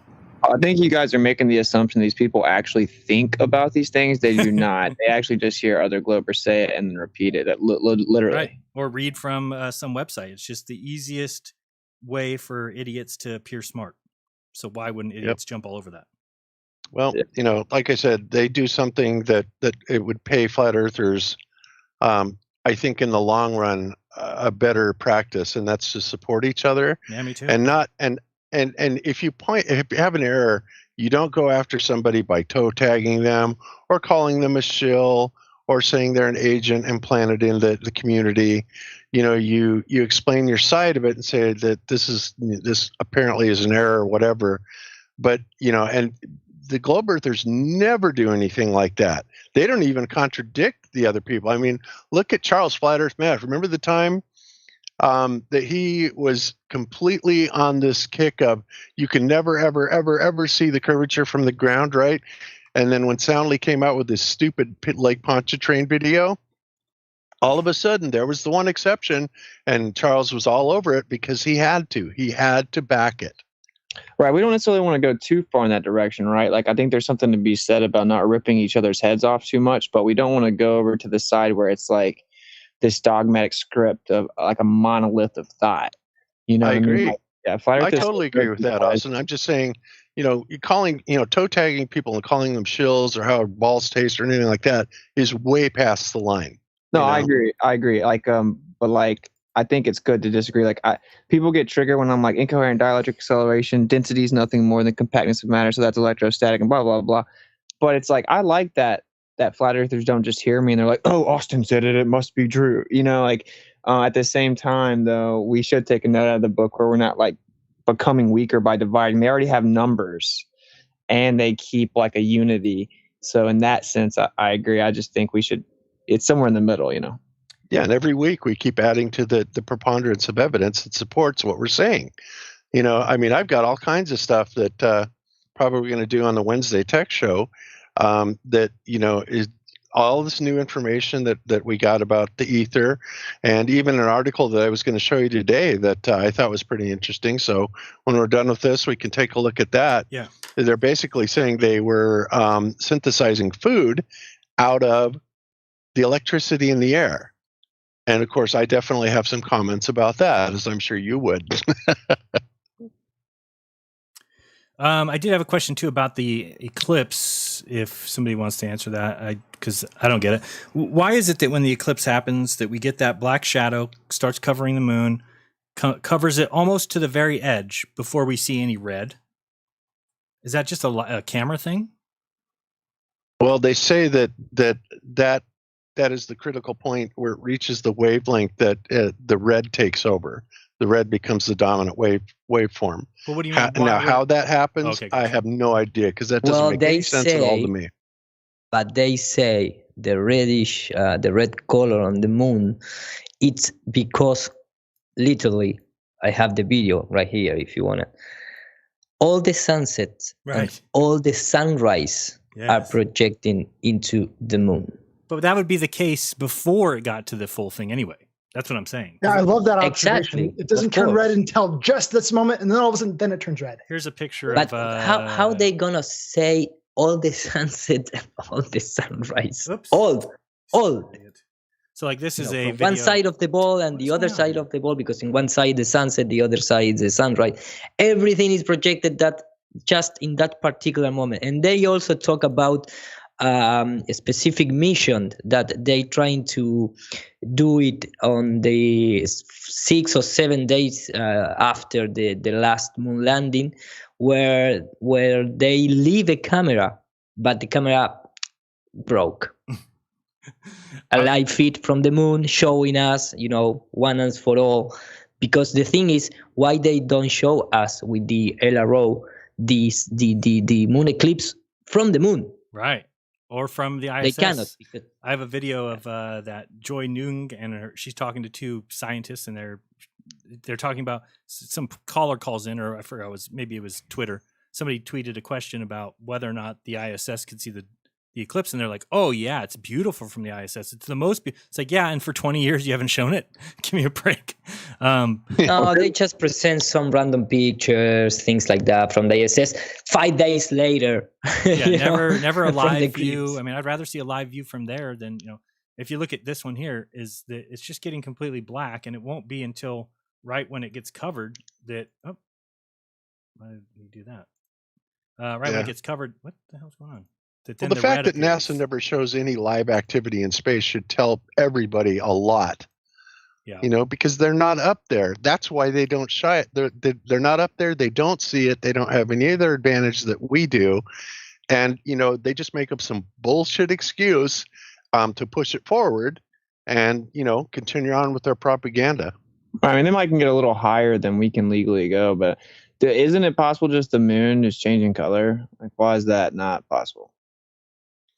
Well, I don't know. I mean, I'm not an expert in light, but for them to say that when the dark part gets over the moon, that matches then the red light wavelength of refraction, and that's why it turns red, to me makes no sense at all. I don't think there's such thing as an expert of light, but I just think like based on the medium, whatever phase that moon is in, I mean, it could just change itself. Like the color could change based on its vibration within a medium. Like that's all light is. That's all infrared is. A certain spectrum of vibration.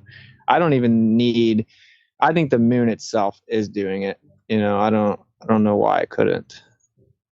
That could be. Well, I just recently got a new document that I haven't had a chance to read it because I just got it, but it's about this guy that figured out the Soros cycle, and this was actually written in the 1800s. But he figured out the Soros cycle. He shows the 18-year cycle, the 36-year cycle, all the sub-cycles that go all the way up to like 1,000 or 1,100 and something years, and it's like a 150-page document. And he claims to have it completely figured out. So I'm hoping to find, what he says. And I'll make that available for everybody. I'll put it in the chat. I've already got it on my drive. But I'll make that to everybody, make that available to everybody. And I would like everybody to read that and give us your input, guys, because obviously more eyes on this, more brains on this are going to be a whole hell of a lot more helpful than the same people looking at the same thing over and over and over again. And I don't know, I just have this feeling that this is really going to give us a lot of good information, and I'd like to get everybody's input on it. So I will make it available. Rahu is the severed. Sorry. Yeah, make it available. Okay. Check it out. Go ahead. You said you wanted to share something else? Oh, okay. Hang on a second. The energy of the moon is just changing in a fluid medium, and that's how we perceive it. I don't know if you've seen this video, Austin. I'll show you real quick, just because I haven't had a chance to look into it with like any kind of a fine tooth comb. But Dave posted it on his sun and moon clock channel, and this guy's talking about this eclipse, and he keeps showing that there's something behind it. And I don't know. I mean, unless somebody faked it, he's definitely showing something. There's like a huge. He calls it Rahu and Kehu. I'm not really sure. What is it called? K2 or yeah, K2. But if you watch, and you might not be able to see it because it's going to be doubled here. You know, you're watching a copy of a copy. But he keeps pointing out that there's like a huge black item. And then he points out that, and I didn't know this. Did you know that in the Royal Astronomical Society, late 1800s, that the head of it says that the moon is see-through? What? Yeah, he talks about it here. Let's just listen to a little bit of this. There it comes. He shows it here. It's very, very. It gets a lot more visible. You'll see. Again, you can expand really this a see little the transparency of the moon in the next clip as the object passes behind the moon. Watch this item. There it comes. There it is, right there. There it is. It's coming this way. It's moving this way. It's going to come right here. There it goes. It's about as Right big as the behind moon, maybe a little bit bigger. That was sick. There it is, right there. That's Yep, it. circular. There it Follow goes. it. See There it? it goes, right there. There it goes. Bye-bye. What could that be? Right. Just a little bit. There it is, right there. Right there. That's something that Dave hypothesized that I thought that was actually made sense to me, that the eclipses were happening from behind. Let me see if I can pause Because it. remember, we also cannot eliminate, whatever those 5 or 6 little objects are that we saw out the plane window and that several other people have gotten from multiple different angles. I don't know what those are, but they do appear to be independent entities up there. And I have a feeling that they have a lot to do with what's going on with the eclipses. Well, electromagnetic polarization, right? Right. Yeah. There's a circle behind the moon. That's what we're Okay, saying. so watch. I'll show it. I just slowed it down as slow as I can, and I'll tell you when I see it. I don't see it yet, but it's about right here that I first see it, and it's moving this direction. It's about there. There it is right there. So it's about this size. Now it's moving. It's right here. Now it's kind of behind the moon. I see it. Now it's coming out here, and it's heading this direction. So, I mean, I don't know what it is. I don't know if it's just an artifact or what, but it's kind of crazy what this guy's talking about. And then I hear him bring up, he's reading from the Royal Astronomical Society here. We'll start here. Just listen to what he reads. Oops, not in low speed. Fast. Circling while Rahu is slower. And again, there it is.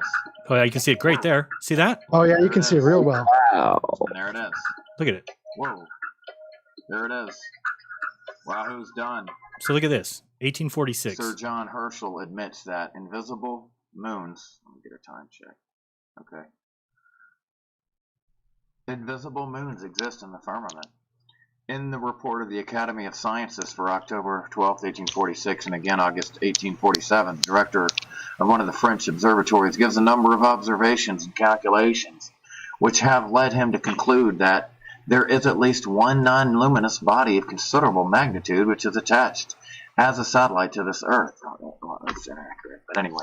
At the meeting of the British Association of the Advancement of Science in 1850, the President stated that the opinion was gaining ground, that many of the fixed stars were accompanied. Oh, they admit it's fixed. The stars are fixed to one another, no kidding. Were accompanied by companions emitting no light.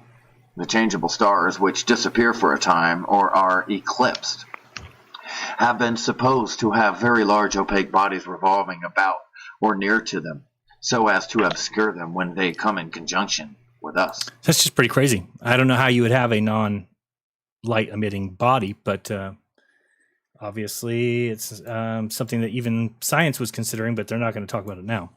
Well, what is light? What is light? So, that would be the fundamental question that you'd have to answer. Because, there's just certain non-perceivable spectrums of vibration. Good point, yep.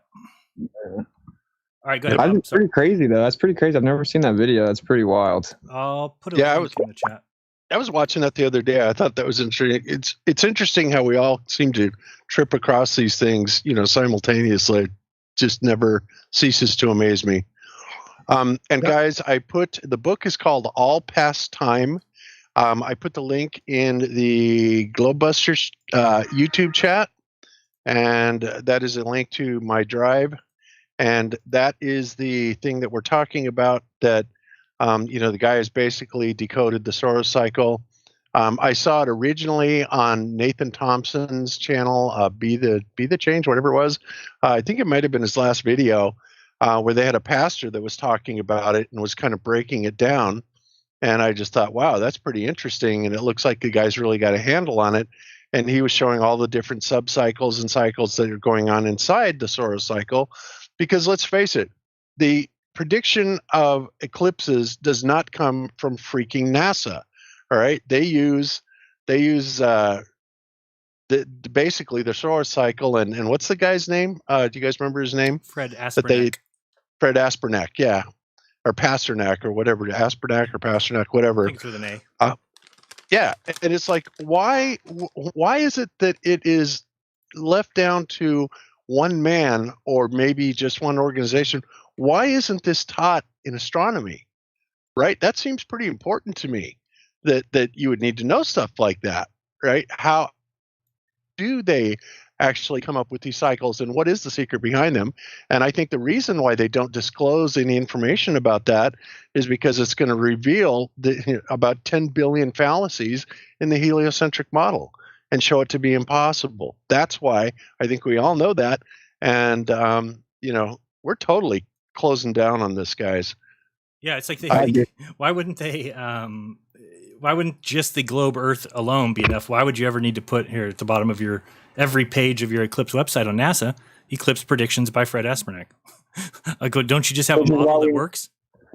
That's why they never tell us fully about the Antikythera mechanism, right? And they're saying they don't fully understand it, because I guarantee you, if you figure out every input of that machine, it would just debunk the heliocentric model from the jump.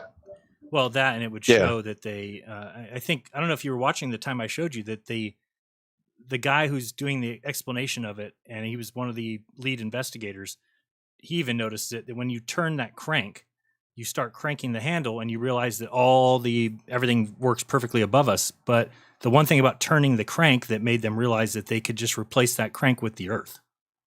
That if you say, instead of I'm turning this crank and making it all happen, you just say, oh, I'm turning the Earth. All of a sudden, it all works. But that's and not a spherical Earth either. No, it was a flat. Well, it was a flat. It was a flat projection. Almost absolutely. Right.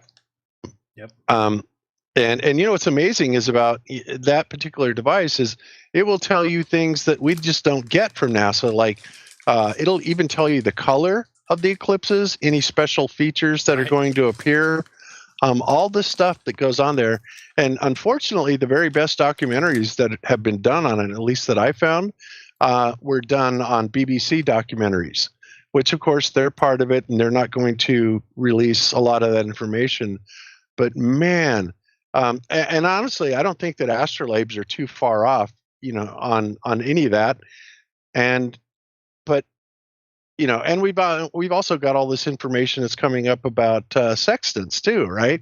About how they will only work off of basically flat surfaces. Otherwise, because you can't get a tangent fix off of a curved surface.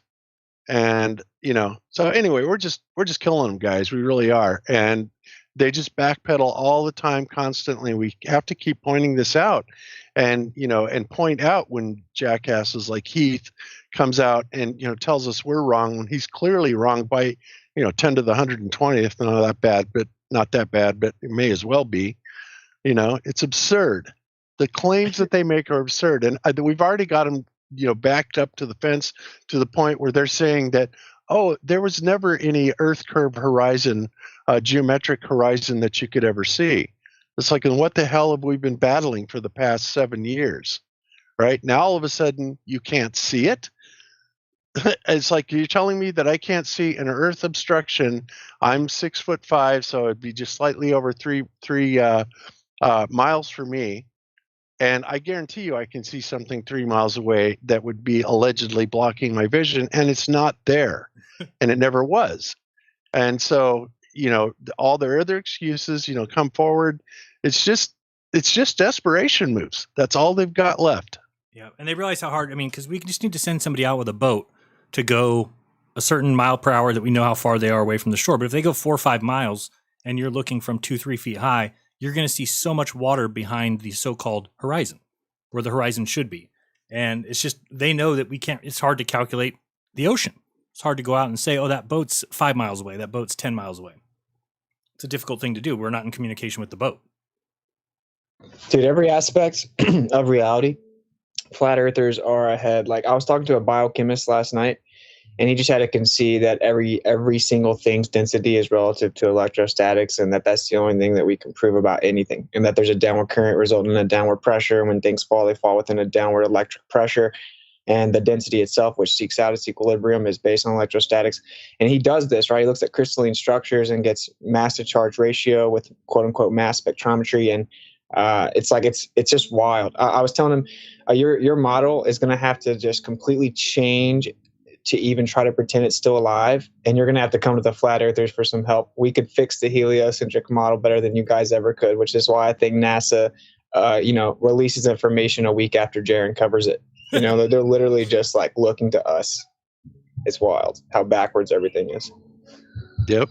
And that does seem to be a very often occurrence, something we'll be talking about on GLOBEBUSTERS or Jeranism, whatever, basically our little group here. We talk about it and something gets done about it. And I have to say, Jeran has been right at the leading edge of a lot of that stuff. Jeran still never ceases to amaze me with his researching abilities, but glad to have you on the team, buddy. That's all I can say. Let's just say NASA gets his notifications. Yeah, they do. Well, and I bet you that if you're a believer in the reset thing, I think that they've done this before. And so that if there is some sort of reset, they come back the next time and their lie is even better. And it gets better and better and better. They keep correcting it. They keep fixing mistakes, but they need people to point them out. Yes, and even though sometimes we mess up, so we're like, why wouldn't they just say this? Right. And then they say it. Right, I know. I just said the other day, I was like, why don't they just say there's life on Mars? And then like a couple days later, and then they're like, well, now we know for sure that there's life on Mars. It's like, oh my God. Or like, why wouldn't they just say it's a fluid-like medium, everything's electric, and thus everything in the sky is much closer. The Earth is geocentric, and there's an electric mechanism with an intermediate medium. Oh, give me a year. NASA's going to update the model. And then all the science people will say, see, we told you science is always right. Yeah, no doubt. It's like, how does nobody get on that guy's case about that? I mean, Neil deGrasse goes around saying the same thing over and over again, that science is true whether or not you believe in it. And that is the most false statement that there's ever been. And I don't even know of anybody in science that would say something so stupid. Yet he's praised for saying that. It's like, what are you talking about? If science always changes, that's the point of science. So how could it always be true? What about this changing science of COVID? Even the people who believe in everything you're told scientifically about COVID, didn't it change? Didn't we change it? So then is it true whether or not we believe in it? No, it's not. It is, and it will never be true because science can never prove a fact. It's always going to be your best guess for the time being. I love that one TV show where, Danny DeVito's in, I don't know what it's called, but he's talking about, faith in the Bible versus faith in scientific documents. And, Always Sunny in Philadelphia. That's the show you're thinking. Always Sunny in Philadelphia. Yeah. I mean, you guys have all seen that clip that I'm referring to. And it's like, look at all these guys. These are all the greatest scientists in history. And the problem is they were all wrong. Right. Well, not all of them were. The guys that said the earth was flat were right. But other than that. It's Always Sunny in Philadelphia. He's like, so why can't this be true? Because just a bunch of people wrote it in a book a long time ago and you just believe it. Right. Oh, you mean like you're a scientist? That was freaking brilliant, man. That was a brilliant clip. It's one of the funniest shows that I've ever seen. So if you haven't seen it, it's definitely worth finding it. I think it's on, I think I see it. We used to see it on Hulu, but I mean, watching it from the beginning, every episode is hilarious. It goes really? I've never watched it. Oh, it's so good. Yeah, it's pretty funny. I watched it through now. And yeah, they do a great job at kind of pushing the left agenda, but at the same time mocking it horribly. Right, exactly. They ride that line to where they can make fun of it because they're still pushing it in their eyes. It's great. They're geniuses when it comes to comedy. To anybody who says I'm an actor, this is how funny and not an actor I am. When Alex Stein told me he was on that show, and he shows me the episode where he's got like a 3-second part where he's dancing in the bar. And I said, so what did you have to go out to Philadelphia to do that? He's like, what are you talking about? And I said, when they filmed it, did you fly out to Philadelphia? He's like, dude, that's filmed in LA. I'm like, what? He's like, you think that Always Sunny in Philadelphia is filmed in Philadelphia? I'm like, Oh, I think so. Isn't that thing? He's like, you're an idiot, dude. He's like, everything's filmed in LA. I was like, I really thought the same until you told me, Jeran. So don't feel too. I'm not the only idiot. I just thought, oh, it looks like Philadelphia. I don't know. I even think I've seen him out in front of the stadium there where the Eagles play one episode. So I just thought, they've been to the big fountains. They've done a lot of stuff like in the city of Philadelphia. It looks like, but I've never been to Philly to say that's that fountain or that stadium. But yeah, I thought it was in Philadelphia. I really did. Me too. So or at least like New York, somewhere close where they could go and do stuff like that. Yeah, I don't know. So, Jeran, are you doing another show tonight at 7 o'clock? How does everybody know that? I see people asking me. Because RV put it up on his page. RV Truth versus Jeranism live stream tonight. That is correct. 7 p.m. I've had enough of the guy, so I told him to hang him. I can't stand Go for it, dude. Yeah, I can't stand it. I can't stand anymore. And because the thing is, when I talk about other people, I tell the truth about their beliefs. And I saw that he went on with Rose last night, and just the things he says. He says, "Oh, Jeran says Parkland is true." Never said that before. I said that the football coach seems to have died. The football coach of the team for the high school is gone. And I said, remember, there's that lady who's she's a teacher, and she says that she saw men in security garb. Or in military garb, and they told her to get back in the classroom and things like that. So I tend to think sometimes these guys go in there and kind of do a little shoot 'em up. And so he says that. I mean, just everything he says about me is always a lie. It's not what I really believe. It's hard enough for me to defend my own beliefs as it is, let alone if you're going to lie about them. And so it's never. And I mean, this guy's he's telling his whole audience that Alex Stein faked his mom's death, and that's not okay to me. He just does it for clicks.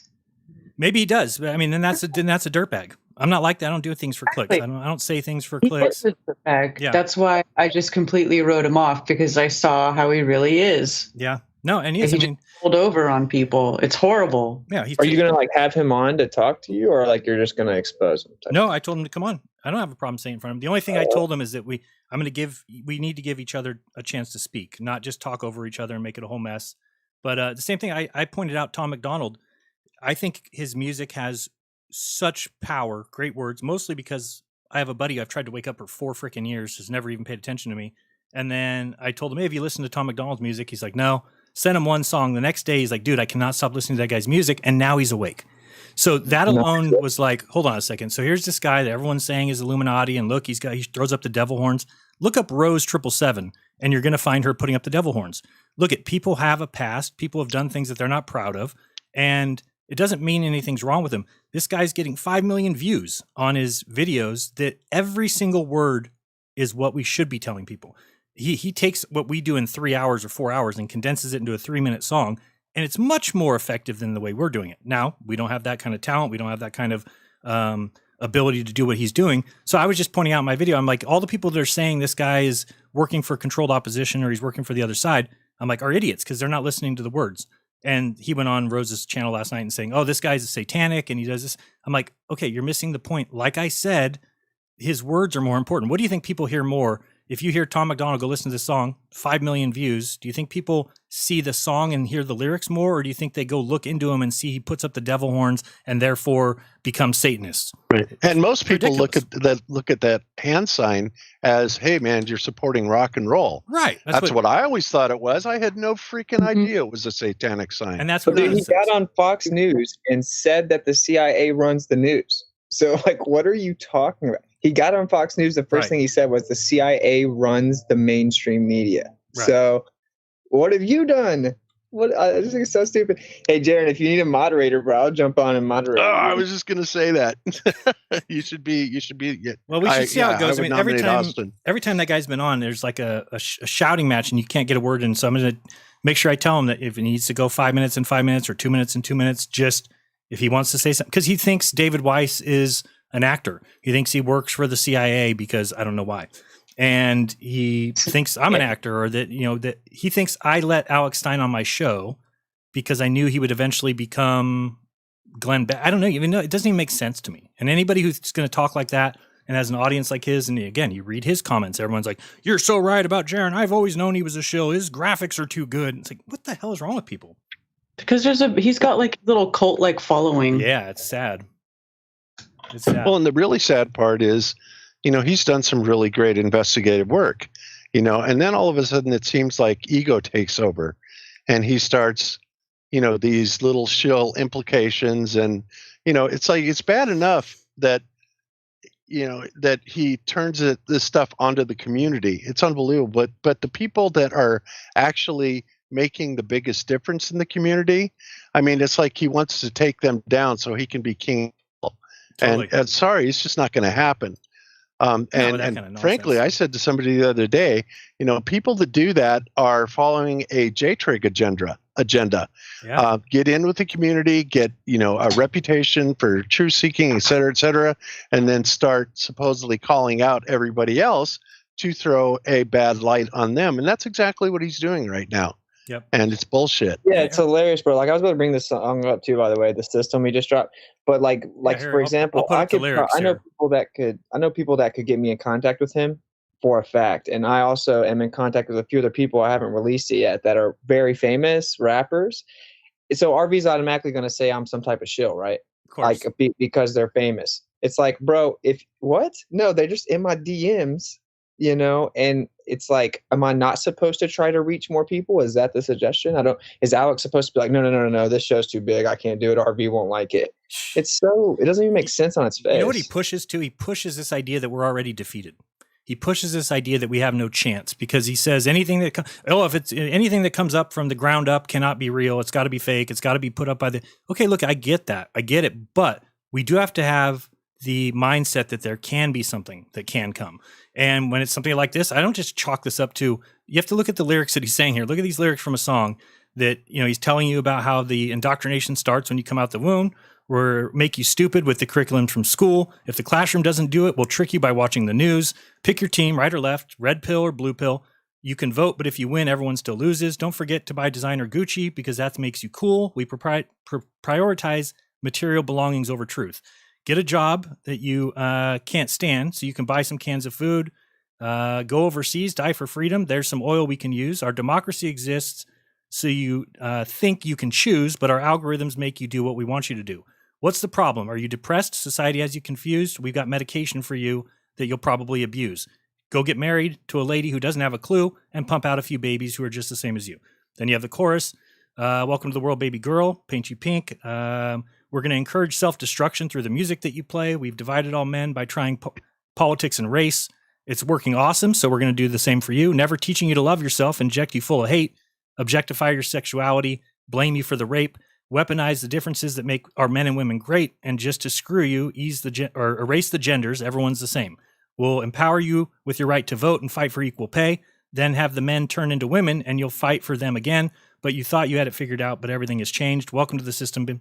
Enjoy your stay. Here's a Bible and a bottle of the cheapest booze we make. Find a man who can take care of you to fill the holes we made. Buy a house, settle down, fulfill your duty, procreate, and make a couple babies who will do just the same. It's like every single word that he's saying is perfect. And if you don't want people to hear this, then you don't understand what our goal should be in waking people up. 5, 6, 7 million people are viewing these songs. He says he'll never sign with a label. He's been offered label. And again, the second he signs with the label, he's then controlled. He's not. Welcome to the world, everybody. I'll paint you black or white. I'll make you hate each other so that everyone will fight. I'm going to give you religion. Let the righteous find the light, but I'll also give you science to oppose the word of Christ. I'm going to give you borders. They're imaginary lines. If you cross them, go to war and win, but everybody dies. I'm going to give you money that you'll value more than life. I'm going to let the 1% have everything while you fight to survive. I'll give you politics. You can call it left and right. While divide yourselves, I'll conquer both sides. Can't you see? I'm the system. My whole purpose is to divide. What you will choose will never matter because everything is mine. So anybody who's going to go on their channel and be like, oh, this guy's satanic and this guy. Okay, regardless of that, look at the freaking words. Look what's being said. And if you don't want people to hear that, I do. I do want people to hear exactly what was just said in that song. And he's spot on. He's spot on. And I've had a buddy who I tried for 4 freaking years. No matter what I tried, I could not break the armor. All I did was one day I was like, well, my friend likes rap. I have been listening to Tom McDonald's pretty good stuff. You ever heard Tom? He's like, no. Here's a link to his song. The next day, he's like, dude, I have not stopped listening to that guy's song. And now, guess what? He's awake. He's against COVID. He's against masks. He's against vaccinations, all this stuff. Now, I'm not saying it all came from Tom. I think it helped open his mind to look into these things. But isn't that what we want?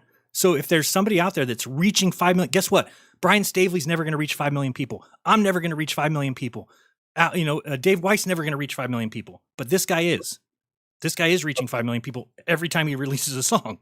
So I just don't think we should be like, leave me out of that, bro. I'm gonna reach 5 million people. Have you heard you the song he said called "Kill Me"? Because he's been doing this for a while. So he dropped a song called "Kill Me" almost 3 years ago. Kill Me? No, I don't think I've heard that one. So it's about the Illuminati's gonna kill him for everything that he says. Like That's the song that I first heard from him. It was good. Yeah, it's good. He's talking about how like the big pharma controls everything, the fake terrorist groups control everything, and in that song he says, "Use the back door to escape this place. It's the Truman Show." Really? Yeah. So he he dropped some truth for a while now, bro. How about this? This is his how to it's called brainwash, but look at these steps. Step 1, okay, so Step 1, train the people only to consume. Step 2, infiltrate adults with the news. Step 3, indoctrinate the children through the schools and the music and the apps and the phones that they use. Step 4, separate the right from the left. Step 5, separate the white from the black. Step 6, separate the rich from the poor. Use religion and equality to separate them more.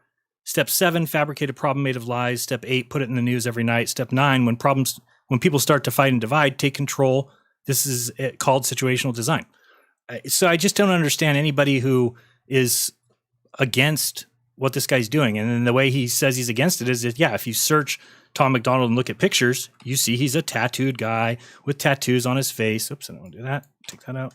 Well, yeah, he used to be a drug addict that lived like in the hood back in the day, and he turned his life around, got completely sober, and then independently made it through the industry where it took him like 7 years to do so. So I don't. Yeah. So I just don't understand people like that. I mean, I would never tell my audience, like, look, he holds up a devil symbol one time in one picture, and that means that we can't listen to him. What are you talking about? Take people at their word, and if you see him doing something, and I get it. I know a lot of people have an issue with him because he did tell people he couldn't film in some studio because his girlfriend has breathing problems and they were afraid of COVID. I get it. But now if you look at his lyrics, he's saying things like it was a pandemic, things like that. So again, and here's it even shows you, if his girlfriend is legitimately have breathing problems, guess what? I could see somebody being a little concerned if they're not awake like we are to Corona. Now, again, it takes time to learn about these things. Now, if he still tells her last name is Rockefeller. I mean, there are some things that you can say, but that's her stage name. Oh, okay, yeah, that's so weird. But I mean, like, it's like he's not. No one's gonna be perfect, man. Right. You know what I'm saying? It's like until you go drop an album and reach millions of people, I honestly think it's funny when people talk. It's like someone sitting in the stands talking about how LeBron James sucks. Right. Monday morning quarterback is always easy. So just things like that. But last night hearing him talk to Rose, it's just like, just be honest with people. And if you don't like my beliefs or you don't like that I say I don't think that the Bible's written by God, then just you can say those things. But everything else he says is just too much for me. And I still want people to explain to me Romans 13. Anybody that wants to tell me that the Bible is God's word and has not been changed needs to explain to me why God told us that any government is put there by him. And if we go against that government, we go against him. That's not true. That's not God. Period. I don't care if you want to say, the rest of the Bible is inspired or whatever. That's fine. I'll give you that. But can you admit that some of it has been changed by the very people that we're going up against? Because who else would write that God puts governments in charge and that if we go against the government, we go against God? Who would write that besides the government? So that's all I want people just to look admit. at how many different versions of the Bible there are.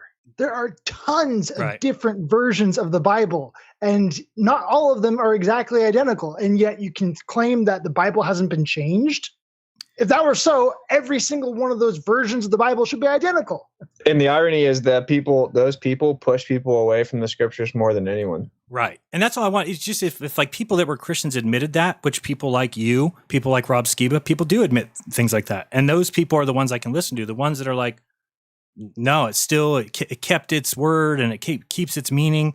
It's like, well, how did it keep its meaning if it's telling me that if I go against the government, I go against God? It says the government is placed there to get rid of the evil and to glorify the good. That's what the government's job is. And it's like, no, I have eyes. I can see what the government does. I see who they promote and who they push and who they get rid of. And it's the opposite of what you're saying. So, well, and the actual context is that the Romans wrote a letter to Paul, and then Paul responded specifically to a group of people in Rome. And he was like, I know it doesn't look like this, but trust me, that power structure that's above you right now is there for your benefit because it would be worse without them. So just go along and trust the Creator. It has got a plan. And it was just to a specific group of people about a specific thing. And they took the first letter out that he's responding to. So it's like, context is everything. And if anyone's not going to admit that we've been drastically misinformed, if anything, to me, that adds validity to the scriptures, right? Why are they so afraid of it? Why is it a threat to them? Why do they have to consistently change it? But if you're lying and not admitting these things and you're twisting everything around, then it's like, that's why I ran as fast as I could away from Christianity, bro. So it's kind of ironic because it pushes people away because you're being dishonest. It's like a Glober, right? It's detrimental.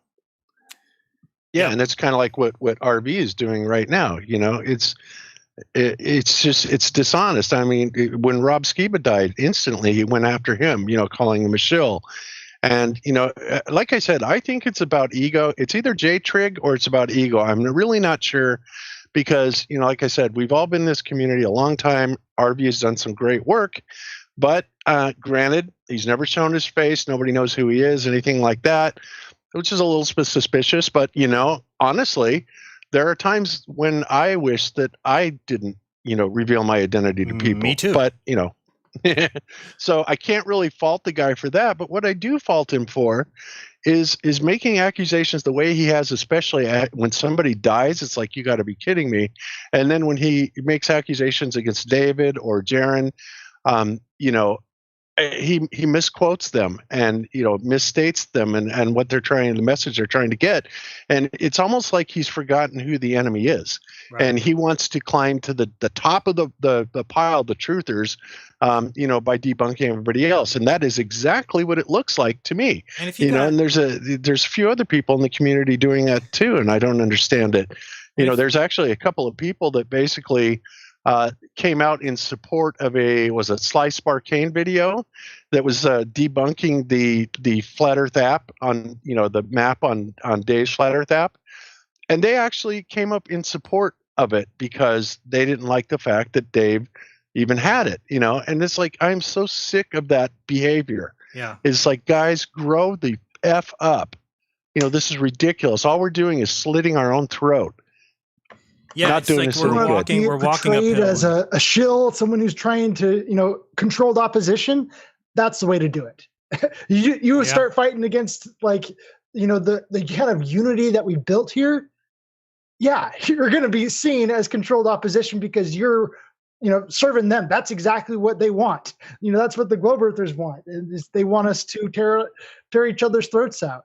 Yo, and someone in the chat said, name one contradiction in all caps. Okay, I got you. So in Matthew, it says, do what the Pharisees, do not listen to what listen to what the Pharisees say, not as they do. So do what the Pharisees say, don't do as they do. And then right underneath it, a few verses later, it says, do not listen to what the Pharisees say. So it says, listen to what the Pharisees say, and then it says, do not listen to what the Pharisees say. That's obviously a contradiction. But then if you look at the Hebrew version of the Gospel of Matthew, which was found in the Vatican junk drawer, actually they changed he to they, and it says, listen to what he says, which is Moses, which is the Torah. So listen to what the Torah says, what Moses said, do not do as the Pharisees do. So it's like, that's a perfect example of how the modern version does have a contradiction. And the truth is to dig further and admit them. And to lie and say there's no contradictions is just being dishonest. That's somebody who's heard that and is just saying that, right? I mean, the Bible tells you that God's talking to David and says, you're my begotten son. Today I've begotten you. And then later it says that Jesus is God's only begotten son. So those things are contradictions. Now, I'm not disagreeing with Austin here that we can go back and if we look at the original that we'll find maybe that was mistranslated or something. But regardless of that, the Bible that's read today has been corrupted. It's been used as a tool, in my mind. And again, I'm not even saying that there's anything wrong with the Bible. The Bible's the greatest book ever written. It's just when people want to, you know, dictate, like RV just basically says that it's all truth, but there's things in there that need to be addressed and not just say, no, everything's perfect. Yeah, and some of the most amazing parts. About Karen B's scripture study is they just go through and do a phenomenal job of just going back and looking at what the original text says. It's totally focused on, okay, well, what does it say in the Hebrew edition? What does it say? And just kind of defining everything. And yeah, I'm just totally in love with her series with Karen B and Just Jack. It's just that is really, really good. Because Yeah, it there's is so really much good. truth that comes out that just gets buried, lost in translation. Seriously. Yeah, thank you. Yeah, it's Yeah. good. And I It mean, kind of blew my mind when we started doing that. I was like, wow. Well, and let's not forget about all the other books that were taken out of the canon as well, right?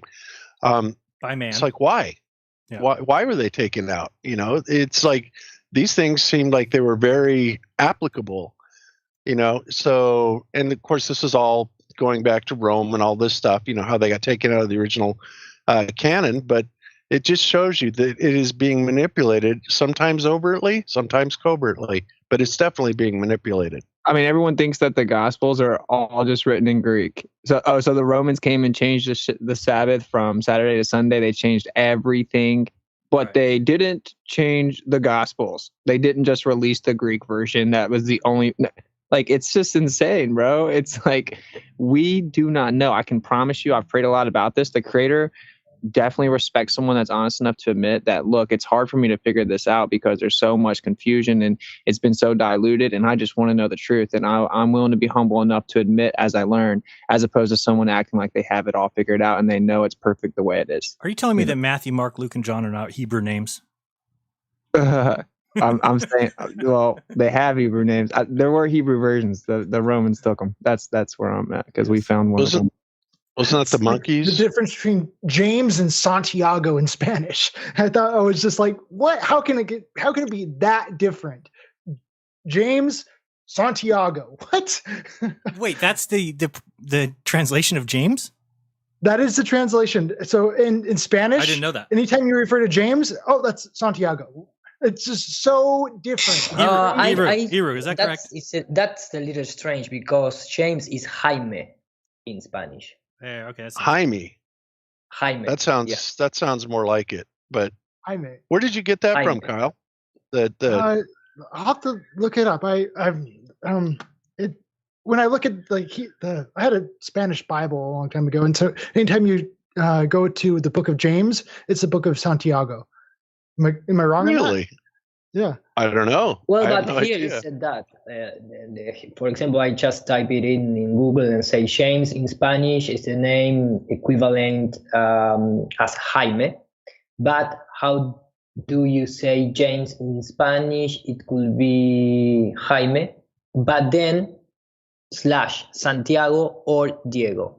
I mean, 3 names for one. Well, there you have it. So Kyle's right. That's crazy. Yeah. Okay. Diego, I'm Jaime, getting kind of or nervous. I'm like, Santiago. I'm so sure. All right. Well, because Tiago is a Portuguese name. Tiago Silva, that's name of sports guys, for example. And sun, everything that they put sun at the beginning, like the sun, like we see in the sky. But in Spanish, sun means like saint. It's Saint Tiago, for example, in this case. So, all the names. And by the way, for example, one of the best marketing tactics of the church was that in a lot of places in Europe, especially in Spanish, French, Portuguese, Portugal, etc., until middle 20th century, not long time ago, they obligate to use only Catholic names to baptize your child, for example. Yeah, They but don't allow you there's no way the Catholic Church would ever have corrupted and absorbed the Bible. Come on, man. If you don't believe in whatever version that I pick right now, then you're a Satanist. Right. Duh. I already saw it. That's my specialty. My specialty. But no, what I'm trying to Antichrist say is is that they invent all these names and they obligate the people to use it because that is a really nice marketing campaign. Use all Bible's names so nobody forget where we come from and who are in charge, right? And yeah, I saw that the Antichrist is at work here right now. I saw that comment a second ago, and somebody else saying, "Stop the stupidity. Bible is God's word." So once you say that, Flat Earth, just remember that you're saying that the government is placed by God, and that if we go against the government, that we go against God. So I don't want to hear you saying anything about people being told to wear masks or anything about vaccinations. I hope you've been vaccinated 3 times with a booster. because that's what your government is saying, and they've been put there by God. So then, Well, you say they're not going to respond We to don't any. hate the Bible, though. Okay, we don't hate the Bible by any means. Okay, we love the Bible. We don't hate it. I literally live by it. That's my worldview. So like that's what I'm saying. He's not going to respond with any specificity to the very particular points I brought up, and that's like what Globers do.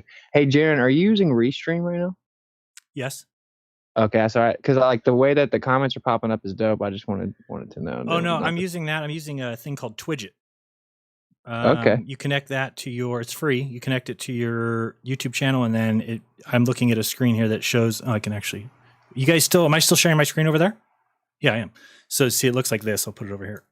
Can you see that? So I'm able to go through comments and hit select, and then it shows up on the screen like that. See?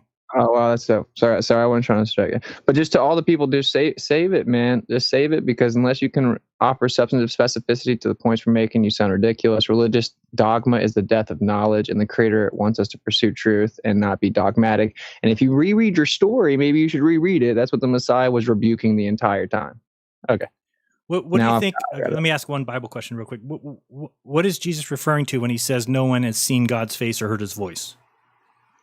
Have you looked into what the original Hebrew says? Because that's so far off of the Old Testament in the way that God's voice was heard often. And it even says he saw Moses face to face like a friend does a friend. And then Jesus says nobody's seen his face.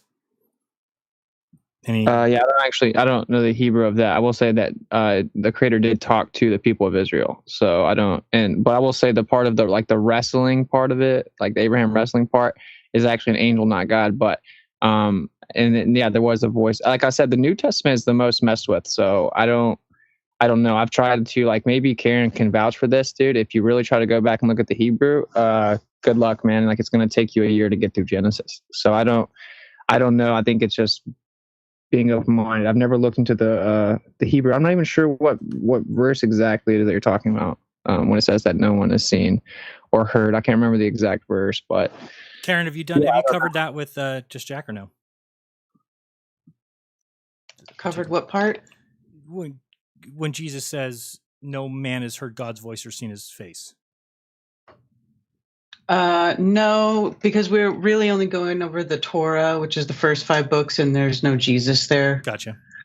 Yeah, that's the New Testament, so it wouldn't be in Hebrew anyway. But yeah, so then you have to go to the Greek. That's what I'm saying. I think that's the biggest trick, because if you're going to try to figure out the translation from the Greek, well, that's just the version they gave us. They took out the Hebrew, so.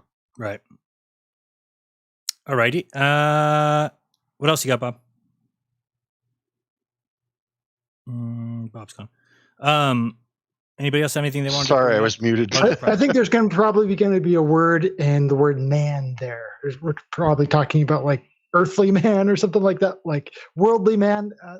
Man can be translated in multiple different ways. So that's just something to think about. Yeah. Okay. Well, I got a couple other things. Can you guys hear me? Yes? Yep. Okay. I guess the first one, let me go ahead and share my screen. Let's shout out the new mom, Spicy Sarah, is in the chat. Should be. Oh, is she? All right. She just left Hey, the baby. Spicy Sarah. She just left the baby in the back room, and GLOBEBUSTERS is more important right now. She'll get to the baby eventually. Yeah, well, she's got her priorities right. Exactly. It's a joke. It's a joke. Before you're gonna go clip that and put it on some channel. Jesus. Yeah, you're gonna get totally crucified for that tonight on RB. But I hope everybody, is there. I will certainly be there supporting you for sure. And people, pay attention to what's going on here. Pay very close attention to what RV says, because to me, it's really suspicious what he's doing. And I really don't want to think that about this guy, because I've, been in this community for 7 years. I've admired a lot of the work that he's done, but the last year or so, my good God, it's like I don't even know who the guy is anymore. And there's at one point he came out against me for something. I don't even remember what the hell it was. And it was something based on something that somebody said. Oh, you know what it was? It was based on somebody that was using a sock account, an Austin. Oh, yeah, he thought it was Austin, yeah. He thought it was Austin, and said something that he believed, and he took my wrench away. And I'm like, what the hell? Didn't follow it up. Just was there. Yeah, it seems like an you ego know, thing to this- me. It this really does stupid seem troll. like a ego respect kind of thing, that he wants respect. He wants people to see him that way. And when anybody gives him a hard time about anything, then he gets very, very upset. But at one point, RV was a must watch for me. And the last 2 months, I don't think I haven't liked one of the streams he's done, because it's all about talking about Dave and talking about Alex, and everybody's a shill and everybody's an actor. And it's just weird to me. And nobody talks about me. I sound sad. Well, how dare them, dude? I'm just saying the offer stands. If you need to tap me in as a mod, I think we all know that this may end up exploding. But I wish you the best. I sometimes do an okay job keeping order, but we'll see. Yeah, well, that you being a mod on Jeranism was exactly what bailed my ass out on that, because I pointed out to him, I said, that sock account is not a moderator.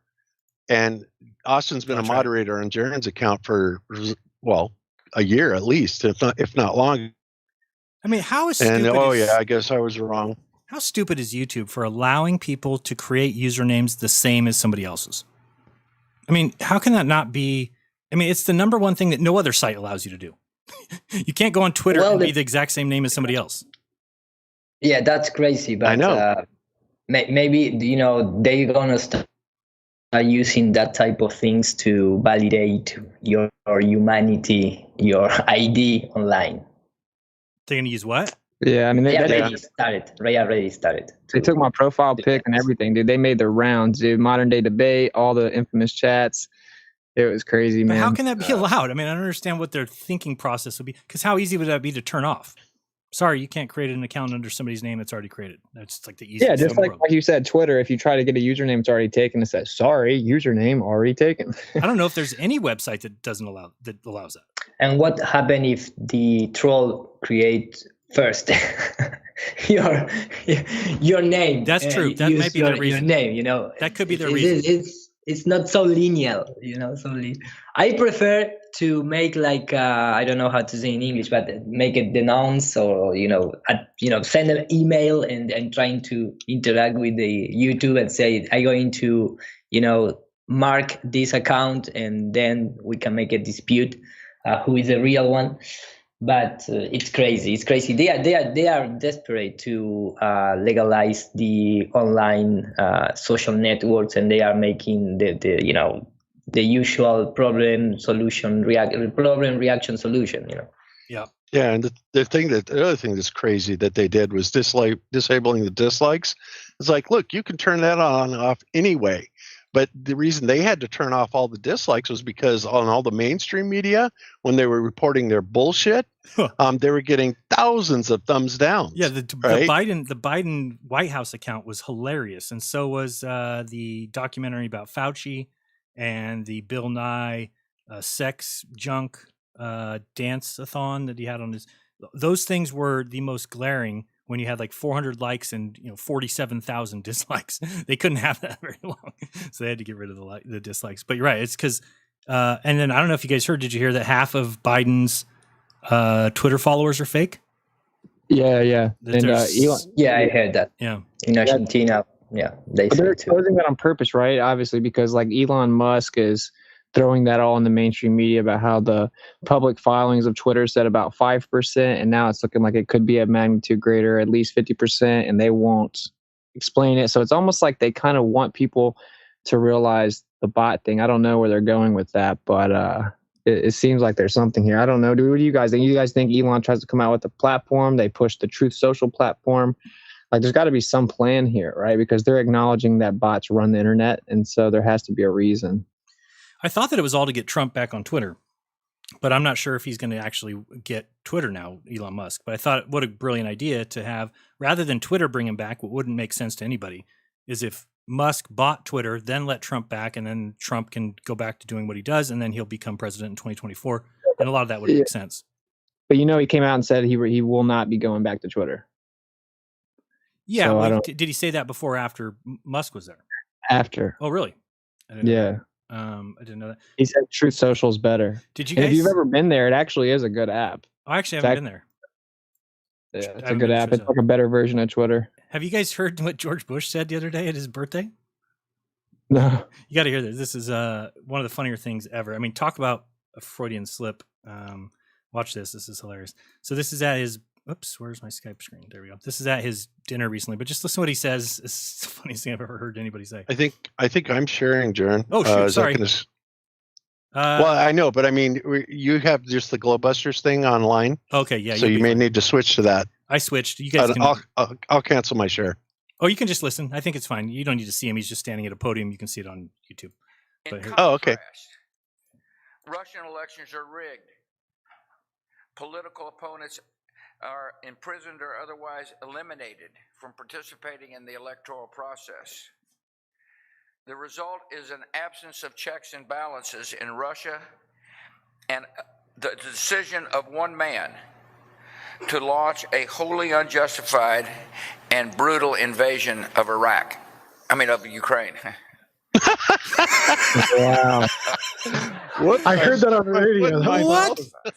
Let's hear that one more time. Of checks and balances in Russia. The ability of one man. And the decision of one man to launch a wholly unjustified and brutal invasion of Ukraine. I even laughed. What a joke. And then he says Iraq too. And he says, I'm 75. Oh man, it's so funny. I mean, this is it's just glaring hypocrisy again of these guys going out there and speaking like, look at these terrible things the countries do, even though they're nowhere near as bad as what we do. Just to wrap, I think the chat answered the question. What's the thing with the bots? They want to remove the anonymity. Like they want to remove the anonymity of Twitter accounts. Remove the anonymity.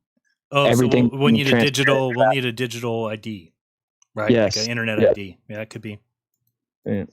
And well, what do you think about that? It's always going to be. Go ahead, Jeran. I was just going to say, what do you think about that? I mean, I'll tell you why I don't like the internet is that there's certain things that you're allowed to do on the internet that you wouldn't be able to do in real life. And so to me, we have to have you can't just let those things happen because this is what happens. The country will crumble. People will crumble. People will fall apart. If people are allowed to get on the internet and say, for instance, there's somebody on YouTube who gets on the internet every day and says, Bob is a pedophile. Okay. If that person is allowed to do that, and they wouldn't be allowed to do that in real life. So how can we allow the internet to be okay with things that are not allowed in real life? That's my. Yeah, I actually agree. I agree. Like you shouldn't be able to make 50 accounts. Yeah, you shouldn't make 50 accounts bashing people, doxing people, talking crazy. You should get hit in the mouth like the old days. Since that's obviously not an option with the internet, then we should hold them accountable. If you think surveillance from the government is somehow being eluded by anonymity of sock accounts, you're kind of deluded. So I'm cool with it. Here's the problem with what they're doing, and they are definitely doing this. It's the problem, reaction, solution type thing, right? Right. Because we're saying that we don't want people to be able to do this. So if we clamor about it, then they're going to start saying, "Oh, well, we need to clamp down on the internet and come out with new laws to basically take any anonymity away from anybody." Or any penalty or anything like that. And usually what they want to do, it's the main social media companies that will go first, that will lead off. First Facebook, YouTube, etc. Right?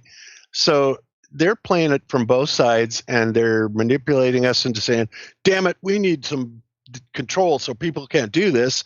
And then they come out and change something or write a new law into effect and, oh, well, you asked for it, right?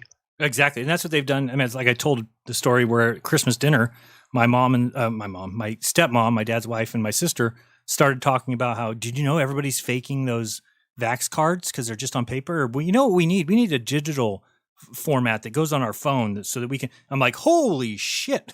You guys are falling for the trap. Of course, that's why they came out with the paper copies. And of course, they knew that people were going to copy them. And then, of course, that would be a problem. And so next time they're going to say, well, we can't hand out paper copies again because everybody just cheated and copied them down. So we're going to need a digital ID. So yeah, you're right. That's why. And I don't believe the government should get involved in any of that. So I'm certainly not saying people should be controlled on the internet. I'm asking the question of how do we fix that? Because somebody on YouTube can show up every day and say, so-and-so's an actor, so-and-so's a shill. They can just keep saying that every day where it wouldn't happen in real life. If you showed up at your work and tried to say somebody at your work was a shill, then the first day people might be, well, what do you mean? What's your evidence? This and that. If you showed up the next day and said it again, people would be like, do you have evidence for saying that or are you going to shut up? And if you came up a third day, you're going to lose your job. That's what's going to happen because you're not providing evidence and you're just calling people things that you can't back up. But on the internet, we allow that person to thrive. They even gain subscribers. Yeah, but they're making good points though, right? Like, there are different aspects of it that really we can't argue. When Elon's talking about shadow ban, I think it should be open source, where everything that if someone's shadow banned, it's open source. So you get to see what tweets were deprioritized and how and stuff like that. They're going to get us by offering us things that are right and then like swoop in the digital ID, right? I don't know. We're in a sticky situation. They might be doing it. They might be doing it on purpose, like you said. Maybe they're really pushing this idea because they want people to see all this happening and then say, "Oh, now I welcome this change," which is going to get rid of this idea. But also completely, it's like cryptocurrency. The same thing is true. Cryptocurrency. If you look at what Satoshi released and what is the idea behind and the technology behind crypto, it's fantastic. Everything that's happened since then is garbage. And they're going to somehow marry this so that the government's going to come out and they're going to be in charge of crypto. Hello. The point of crypto is person-to-person transactions without a central agency. So how can a central agency come along and be like, we'll be the answer for this crypto thing? It's like, no, you won't. The government being in charge of crypto is the very worst thing that could ever happen to this world. You can kiss it off. It's slavery at that point. Totally. Look what they did to our normal currency, Right. There's a reason. The Federal Reserve was supposed to stop anything like, the Great Depression from happening ever again. Right. And here we are so far in debt that the numbers, we can't even imagine that high. No, and there's a reason why there's a open ledger with cryptocurrency. It's because if Austin and I are exchanging, there needs to be an open ledger. That's how we can make sure that everything's on the up and up. If you're talking about the government in control of that open ledger, now we got a problem. Now we've got a problem. The whole point of it is that so I can tell I paid Austin and Austin can tell I paid him. That's it. It's not for the government to be able to determine whether or not, because then they can control everything. They can tell you, sorry, you can't spend this money on that. Sorry, you haven't, your online posts tell me that you can't go to a baseball game. Sorry, you're not allowed to get another car. There's only 2 of you who live in that home. You're talking about total slavery. And people just need to stand up. Crypto is decentralized. So when the government comes out with their coin, hopefully people are like, oh, that's centralized. The opposite of crypto. Cannot have centralization in crypto. So it's the same thing. What I'm saying is that they're very good at taking things and then making it so that people clamor for it. And when these things crash, like Luna crashed the other day and some crypto goes down, they're going to come in and say, look, if we're in charge of it, that these things won't happen. And when you have somebody steal from you, since we know who it goes to, we'll give it back to you, just like credit cards do, right? Credit cards, people always tell me, oh, credit cards are great because you can never get screwed. They'll always refund your money. It's like, yeah, that's why they charge people 39% interest, right? Yeah. They don't care if they're probably the ones that are crashing it. And then when it does crash, they go in and buy it all up. Yep. Yeah, absolutely. Right. That happened with Bitcoin. They thought that they were going to take over the markets. I forgot that if Bitcoin, too many Bitcoins were in one trading house or something like that, it gave them too much power. Do you remember that, Jeran? Like the 51% attack? When? Yeah. Yeah. So I don't know if the rest will work that way or not, but. No, not just that. They are very clever. For example, with the crypto world, you have Tether, for example. So everything, a lot of investors are inside the market because they have this value or this price to compare with dollars, euros, things like that. So Tether, it's a company that belongs to the elite. So if they want to crash Tether like they crash the USD, of course you're gonna have a runaway from the market, and you need to be patient and need to be clever, things like that, because they want to own the Bitcoins out there. Yeah. And in other hand, we have in Spanish and French a really big community that we are using blockchain, which doesn't have any equivalent in fiat currency, because that is the trap, the fiat currency, right? And it's called Juna. I don't know. I think you don't hear about it, but there is a really big community right now. It's based on the Hessel economy system, where the money must be organic and has a period of time to use it. and it's based on blockchain, and people are starting interchange things like cars, even cars, but the most common thing is to exchange food, clothes, fabrics, utility things, but it's a start, I mean, it's a start. It's called Junas. G1 is the letter, and is the letter G is not because it's a Masonic thing, but the creator has his surname with that. And there is also some English people using it, and maybe some of the show we can talk about that. It's a really nice community out there. Okay, and All right. I think that's all I had. I know we keep getting off subject, but that's what happens in these hodgepodge shows. Yeah, we go all over the place. Okay, well, we can bring up the one thing. I had a little article here. If you want to share my screen, Jeran. Okay, go ahead, Jeran. So we're always talking about the ether, and we've done several shows on how things become manifest through the ether through cymatic vibration. Shown tons of evidence for it, going back hundreds of years, quite literally. And I don't know, honestly, I'll tell you straight up by saying I don't know if this article is full of crap or not, but I find it interesting that they were able to create food from electricity, as a I guess nutrient filler. I'm not exactly sure what to call it, but essentially, I find it interesting that they're using electricity as a medium to literally create food, right? Which, of course, we know about photosynthesis and stuff like that. Sunlight does it and all this. But I just thought this was really interesting. If they can actually synthesize stuff like this, then this is just something else that I think is proving that all things become manifest through this ether. And of course, the two prime components of ether are electricity and magnetism. And whatever variation you want to take from there, you kind of build on it. But so I don't know if you've seen this or not. I just thought it was kind of interesting. I thought I would bring it up. But yeah, they apparently have made this food out of basically electricity to create it. Pretty amazing. Of course, the stuff that they say afterwards, a world without hunger, that's not going to stop them from like not shipping baby formula to the United States because they want to fake a shortage or anything like that. But because they're going to do stuff like that anyway. But there's no reason why we would ever have to have a world with hunger anyway. It's absurd, and the government pays the farmers to not grow stuff, to destroy their crops, to create these problems, and we just let it happen. It's got to stop. Totally so agree. That's all I have to say about that. Any comments? No, I totally agree. I mean, well, yeah, I got one on the whole hunger thing. There is so much food out there that people call weeds that nobody should starve. A child can learn 5 plants in their native country that they could eat that grow abundantly, and they would never ever starve. I'm just saying. Yeah, they've done this system so well. Dandelions, good call. Yeah, clover, wood sorrels. I mean, these things grow everywhere, and they're probably better for you than anything that I'm growing in my garden right now, except for the wild wood sorrel plant.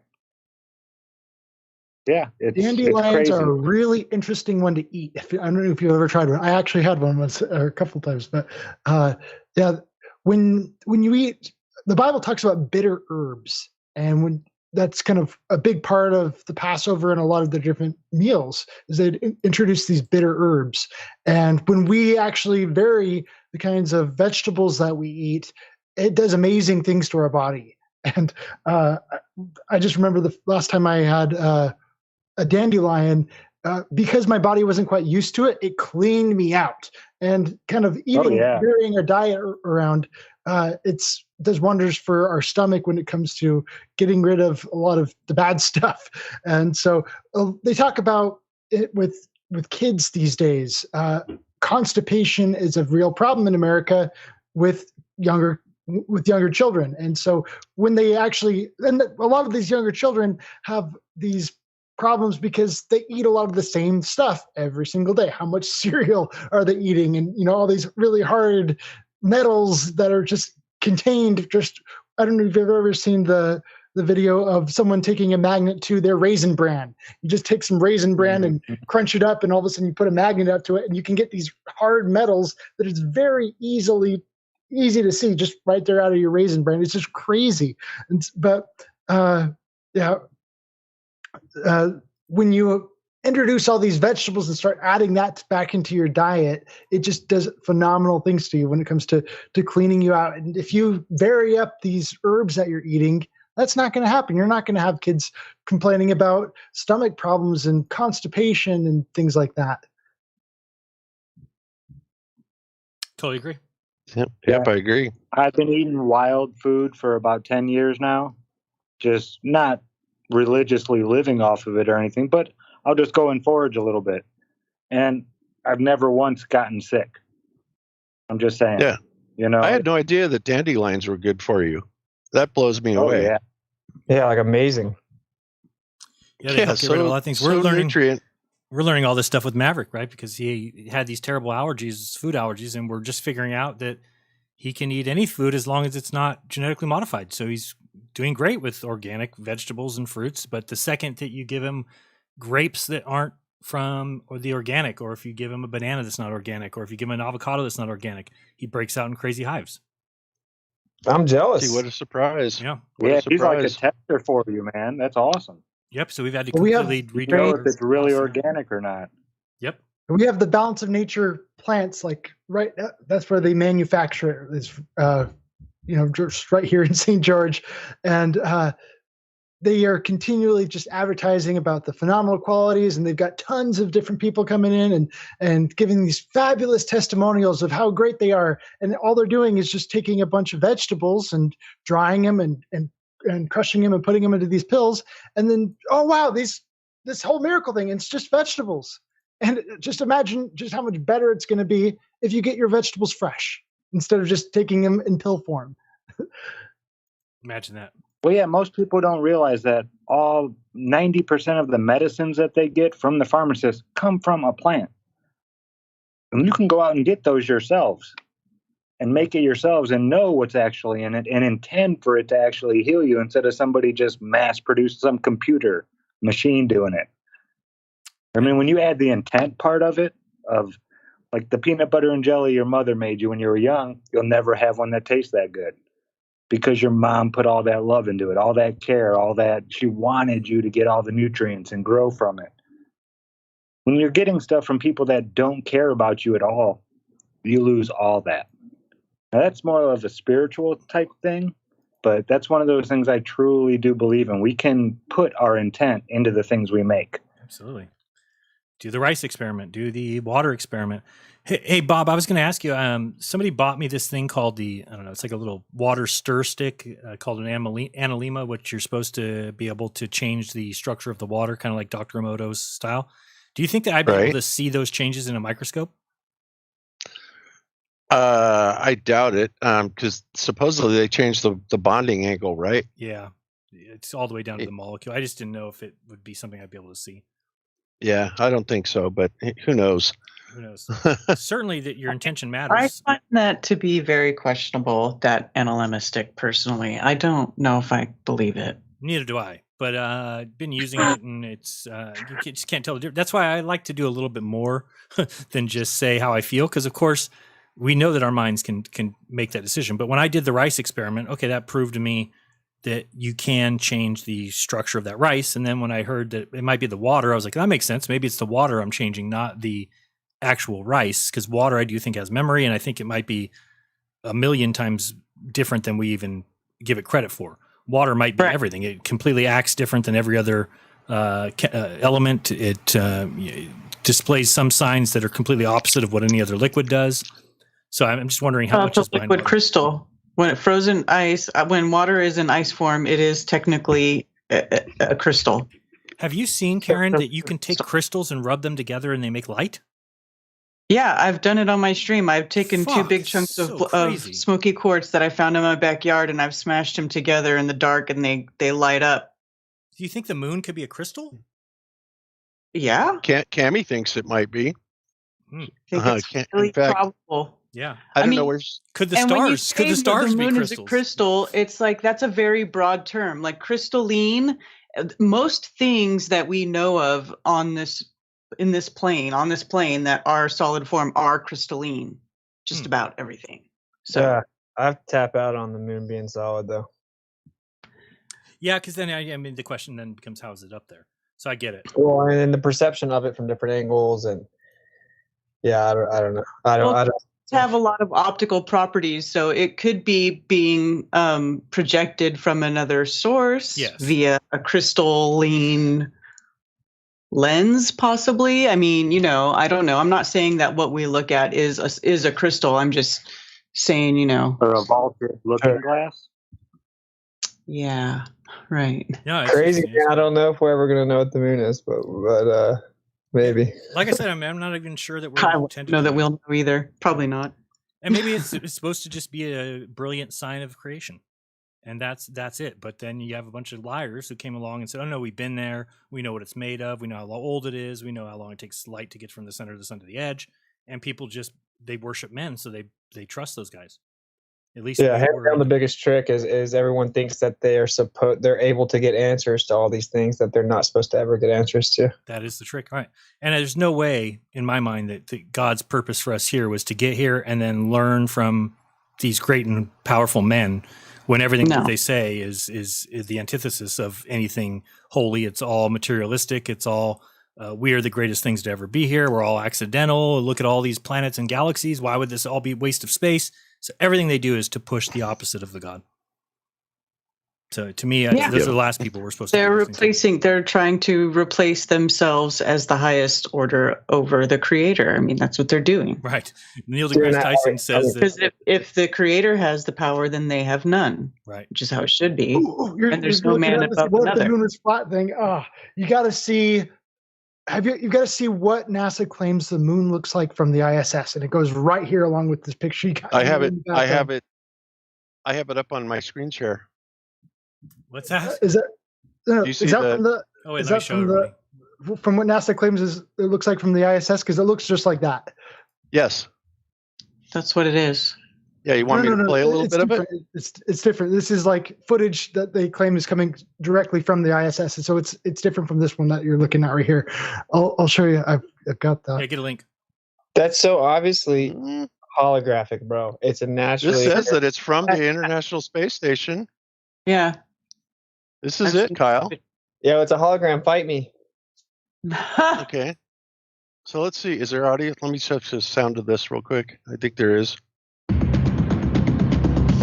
No, my footage is That's not Photoshop. I'm sorry, Kyle. Yeah, my footage is just different. It's a different instance. Okay, well, let me play this. Play a minute or so of this and see what it says.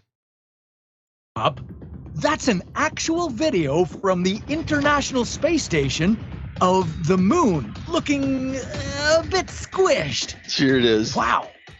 So what happened here? Is the cover-up behind a flat moon an elaborate government conspiracy? How would this affect the oceans? What would happen to our climate? Oh, God.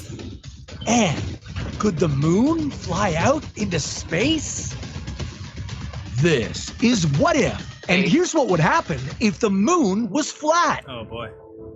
In 2010, an astronaut on the International Space Station observed a bizarre phenomenon. When he glanced out the window, he saw the moon looked flattened when it appeared in the thickest part of the Earth's atmosphere. And those of you in the Flat Earth Society, don't at me. It's not flat. High above the planet, the air bends light to give the moon this squished look in these very specific conditions. Wait, what air? What air? High Yeah, above the planet, I think yeah. we're thinned out What up there. air? there are so many things wrong with this. I cannot even begin to start. Wow. Right? Yeah. High above the planet, they're saying that it's, so the ISS is 250 miles high, and they're saying that the abundance of air up there, right? Like there's tons of it. If there were, then the ISS would not be able to propagate through it without being able to burn up. Of course, we know that's all BS anyway, right? So they're saying that they're looking through this area of air at the moon, and it's making it look flat. And it's just ridiculous. Now, I don't know where they got that footage or what, or who knows, right? But the idea that this from was a actually plane, from a stratospheric from the balloon, plane. whatever, it's inside our atmosphere, of course. Yeah, it's patently absurd. And then they start hammering, of course, on the flat earthers, right? You look at that. And no, I mean, I tend to believe that the moon is more of a plasma phenomenon than an actual physical one. But beyond that, I don't really know. I mean, the moon is definitely one of the biggest mysteries there are out there. I mean, it's baffled people for millennia. It really has. But yeah, it's amazing what they say about this. Let me play a little more here. But if the moon were flat, it would explain why we never see the mysterious dark side. And if this was our reality, how would this affect gravity on Earth? Okay, there are no illusions this time. The moon is flat. So how would that happen? Well, a celestial body would need to spin incredibly fast to become a flat disk. So fast that it would rip into tiny pieces before it would ever have a chance to. And what was absurd about that is they show it like a pizza spinning on a vertical axis, right? Instead of on a horizontal axis, which would cause it to flatten out. They showed the complete wrong dynamic, right? For what supposedly would cause it. I mean, God, these people are dumb. Because if they showed it sideways, people would say, well, isn't that what galaxies do? That's exactly what I was thinking. I was like, and how fast is the Earth supposed to be spinning there? Yeah, unbelievable. So yeah, this goes on and on and on, but it's obviously a bunch of BS. But I wonder about it. If where it came from, I don't know. Maybe the moon is flat up there, and maybe that was an accidental photograph from somewhere, maybe one of the high altitude balloons. Because it's funny when you look at the moon from like any of the high altitude balloons at night, it looks teeny tiny. But it still looks round, right? And you don't ever I've never seen a good angle on it where it looked flat from the side. So I have no idea what they're trying to pull off with this other than to make fun of flat earthers.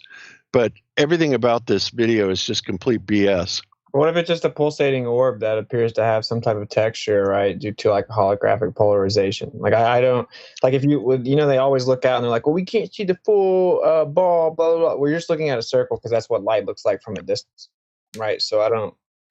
It's possible.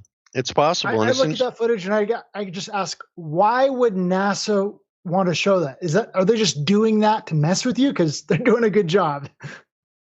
Yeah. I don't know. I can't figure it out because that just looks ridiculous. Preemptive damage. And yet the backside of it looks just like the backside of the photos that NASA allegedly has taken from the moon, right? Yeah. It's like, I don't think so. But yeah, obviously there's all kinds of things that are going on in the sky that are interesting. And, you do have to wonder how much of them are holographically induced.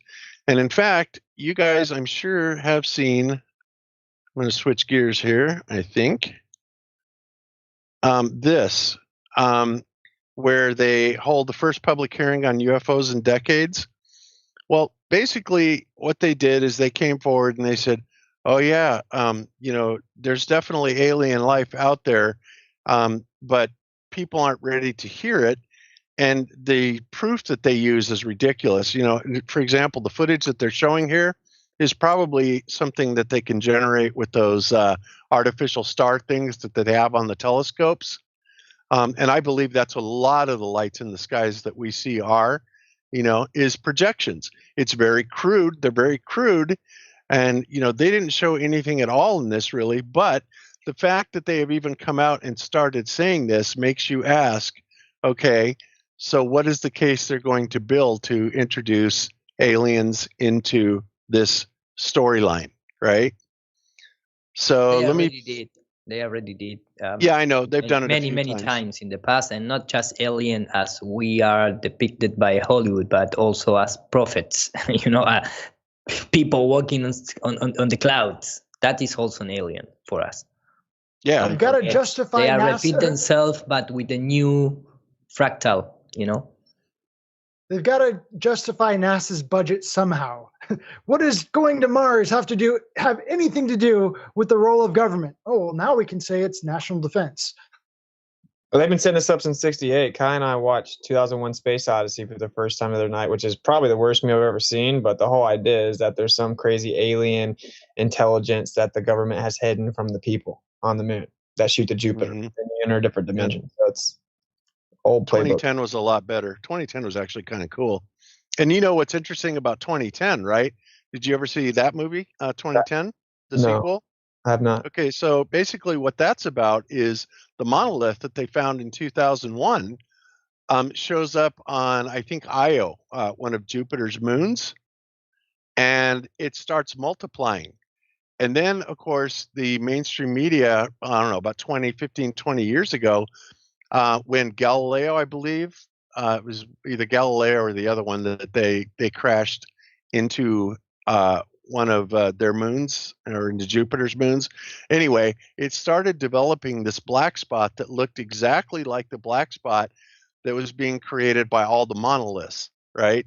So it's just funny how they follow this along with their movie narrative. Wow. But, by the way, we are, of course, this is supposedly old picture, but it's the same thing as space. Everything they film is totally crap, in black and white, infrared, whatever, man. They don't have any nice picture. They have a nice video with all the details, things like that. No, it's impossible. Yeah, it definitely fails Crow's Law of HD, right? Yeah. And it's unbelievable. The government has the worst video footage of everything known to the history of man. It's like we went back in the Stone Age, and they should have imaging technology that should literally be 100 years ahead of us, right? No, supposedly they have the satellite imagery that they can film our Earth from space, like from 30,000 kilometers, and take a picture of the how the tree is growing, but never can use that for space stuff. But Bob, they had the monolith in that movie, right? But like in the apes see it, and then it's on the moon, it's in the systems of Jupiter and all this stuff. Like I said, that was unbearable for me almost. But anyway, they actually said that in real life, right? They said they found some inexplicable monolith in like some desert, like a few years ago. Oh, really? Yeah, I didn't know it that. was all over the place. Yeah. Aliens put it there, bro. You didn't know? Oh, I do. Yeah, remember but then that. That's an right. artist. I remember that too. Yeah. It was by an artist, and they start replicating in other cities and location, and they make like a marketing campaign, things like that. They admitted that it was by some human? By an artist, yeah. Oh, okay. I believe that happened in anyway. Utah. What do you mean? What happened in Utah? Was one of these monolith, Yeah, right? one of the monoliths. Yeah, it's an artist. It was an artist. Yeah, they just discovered it there. That's where it was discovered. But yeah, it did turn out later that it was an artist, and yeah, I never did follow it after that. But very interesting stuff. Wait, how do UFOs prove aliens, though? What am I missing? Well, they don't, but they're unidentified, so they must be from Mars, right? Okay, yes, I forgot. Yeah, it's just crazy. And that's the whole thing. And what's amazing about this is this footage sucks. If you want to see some really, really excellent weird shit that's in the skies, there's a guy named Jaime somebody down in Mexico. Ira probably knows who he is. I always present this. It's called how it's named. Sorry, Bob. That's okay. We'll think about it. Bilu. And Yeah, Bilu. It's not. Anyway, Bila? his name's Jaime. Jaime somebody. He's like he's like a news anchor down there, right? And he reports this stuff, and there is some absolutely jaw-dropping footage that amateurs have shot from Mexico, right? Way better than this bullshit that they're showing us. And I just have to wonder if that wasn't, some of the earliest inklings of, shooting holographs up into the sky. Because remember, this is also about the time when they started all the chemtrails, right? Strontium, barium, aluminum being the perfect projection media for 3D holograms, right? And then all that disappeared and they changed it to something else. So there's no doubt that they are definitely working on a holographic system, and some of it is even commercially available now. You can get your own comet show or stuff like that companies will supposedly do this for you. So the technology exists. They supposedly use it for some of these observatories, and I think that's what a lot of these so-called UFOs are just projections up into the sky. Very interesting, but I've seen 13 in one night. I've seen a bunch of UFOs too. Yeah, so I mean, there's definitely something going on in the sky, man. I mean, Well, it could be us, right? Modern physics. Could be us. I mean, it could be our designs. But have you guys seen the video that shows a plane coming into land, and then there's a UFO that breaks through the clouds? You ever seen that footage? No. I see a few of those, but in our age of digital compositing, I need more. Yeah. Oh, I mean, of course. It's from the plane. The video's from the plane. No, it's from the ground. Somebody's filming planes landing, and then behind the plane that's landing, a UFO goes through the clouds and kind of makes the clouds adjust. Like you can actually see it. I'd have to find it. I don't know, Bob. You agree it's pretty feasible though? Electromagnetic electrographic propulsion? Absolutely, yeah. Absolutely. In fact, I think ion propulsion would do very nicely, especially understanding that we've got that 100 volts per meter grid to work off of. Exactly. It's absolutely possible, 100%. I've seen it a few times, and I've mentioned this on GLOBEBUSTERS several times, that, Cami and I used to sit out. We lived really close to DIA. Of course, I used to work there also. And we would sit out in our hot tub, and a couple of times I saw what looked like a TR-3B, a triangular craft with the red, blue, and green lights on the bottom. It just appear out of nowhere, go over us at 100, 150 feet, and then just disappear. I saw that multiple times myself. I've seen tons of other UFOs. And it's interesting because all the times that I've seen UFOs, they always seem to pattern themselves in groups of 3. And I can't explain that, but that's just been my experience of it. And they like to make little triangles. Like I saw them where there were like 6, and they were moving around, and then they would disappear one by one. And then when there were 3, they formed a triangle. And then the top light went down to the middle of the triangle as the bottom 2 disappeared. Yes. I was like 16 when I saw that. Bob, what is your I thoughts pasted on... in the chat group the link for Plasmoid Anomalies. It's the YouTube channel that he filmed a really crazy thing in the sky. Of course, sometimes it's just stratospheric balloons bulge and wrap around, and by the reflection of the sun appears to be some kind of living being in the sky. He also used the Santilli telescope, but he claimed that it's a hoax completely. But if they use sometimes infrared to film the sky, but this guy films a really weird stuff that for me resemble more to this metallic type of balloons that maybe they are just break and then hanging on the sky. But it's a really what I'm trying to say is, if you compare those type of qualities filming from the ground with standard equipment, and then you expect that the United States military Air Force filmed in that type of crap thing, is completely ridiculous. Bob, what's your thought on Bob Lazar? Well, he's an interesting character. If he is real, and there's been some things that he said that make me wonder about it, because they basically tried to erase his existence. And then there were a lot of people that were coming forward, that worked in the aerospace industry that said that they did know him, and had gone to school with him or was aware of him, stuff like that. But as far as him, being on the projects to back engineer these UFOs, maybe he was. I think that he believes what he says for sure, because he's even honest and says, like, they tell him, like, oh, this came from this galaxy this far away, and he admits, he's like, that could be complete BS. They just tell us something and we have no way to verify it. So it's like compartmentalization. And they say they found it in archaeological discovery, which would point towards past civilization. So I don't just handwave dismiss him personally. Yeah. So you of are course not presenting anything, Boba. Just saying. No, I know I'm not. Okay. Did you want me to present that plasmoid thing? Yeah, go ahead, show that. Want to just. Okay, we're getting close to we're at 6 o'clock. So yeah, if you want to show that, and then we'll go. Okay, yeah, because I know Jeran's got a show to get ready for, and I would recommend everybody watch it.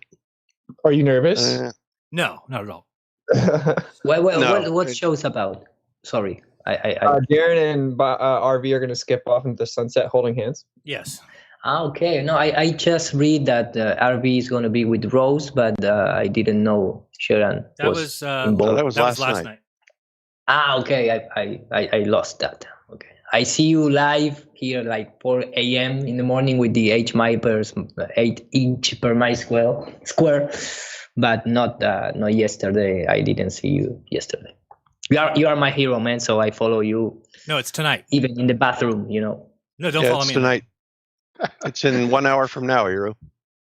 Okay. So, okay. Well, did you say I follow you in the bathroom? He did say that. Yeah. You're able to mute him, right? Yes, I'll be. Yeah, we might have to for that. That's what I'm saying. Just constantly, just be like, I'm going to keep my cool. Don't interrupt him, and then just mute him if you have to say your point. Then I never had a problem with that. I'm very good at just letting people talk. But yeah, I'll just tell them whether it's 2 or 3 minutes. I'll even keep a little clock on the screen. It's like, here, go ahead, talk for 3 minutes, and then I'll say my piece. Yeah, perfect. Yep, you're gonna destroy him. Well, it's not meant for that. I mean, really, what I want to do. I mean, ideally, I'd like to walk away and say, "Stop talking about me when I'm not there." And I agree. We but should you know all get what, used to Jeran? that. I've known you. I know you. At least I've known you for 7 years, and you are to the point of Boy Scout honest. I mean, it's almost ridiculous. I've made jokes about it. You are truly all about the truth. You don't defend any lies or anybody that tells them or anything like that. I mean, I've never met anybody quite like you. And for people to make accusations like they have against you, like RV has, is patently absurd. Yeah, and he doesn't go along to get along, which is just another sign of honesty, honestly. And if I'm wrong, That's I'm right. wrong, and I don't mind being wrong. In fact, I know people hate to hear this, but being wrong is a great step towards the truth. If you can admit that you're wrong about something, then you've eliminated something that you formerly believed. So I don't mind being wrong, and that's okay. But I think that when you're wrong, it doesn't mean you're a shill. If you get something wrong, if you call an event real when other people think it's fake, who cares? Who cares? Why can't we have discussions? It's called an opinion, right? Exactly. When I got into Flat Earth, that was why I was so in love with it. It's like, wow, I get to be open-minded. I get to talk about this or that. And just be careful about saying something is fact if you don't know that it's fact. And you can say, well, I'm kind of spitballing here. Or this, but people don't care about that. They just want to think that everything they say is the only thing that's true. And it's That's like, right. And something in that camp. people may find this hard to believe, but there's a lot of things that Jeran and I do not agree on. But we're able to, if it's severe enough, we're able to talk it out. Right. And, other than that, I respect his opinion and what he thinks, and I learned a lot from it. And so, you may not like what Jeran has to say, but you can bet your ass it's the truth and it's what he believes. It's my opinion. 1 to 10. How does he show up? 1 to 10. What happened? Does RV actually show up from 1 to 10? What do you think? Yeah. Oh, yeah. He'll show up. He'll show up. Show up. It's on RV's channel, and he'll get all the views, and he loves that shit. No, it's on my channel. Well, how come Doc is posting a link that goes to RV's channel? I'd rather watch it on your channel. Well, the RV posted the notice.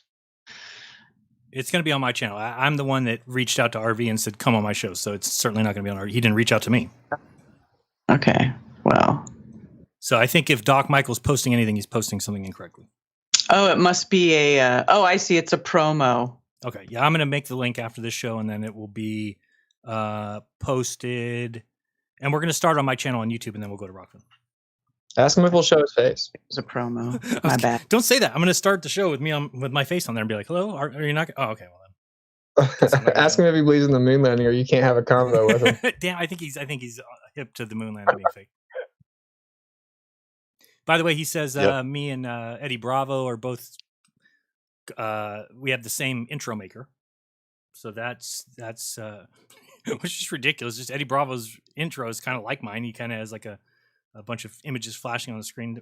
We don't know each other. It's like it's so funny that he all these accusations he makes, and that oh my intro is made by the CIA or something. I just can't. That's funny. He hasn't accused me of that since you've created most of the GLOBEBUSTERs, all of them, except for the very latest one. And he says, Dave Weiss and I both have Saturn worshipping logos. It's like, no, that's just like everybody has a circle logo.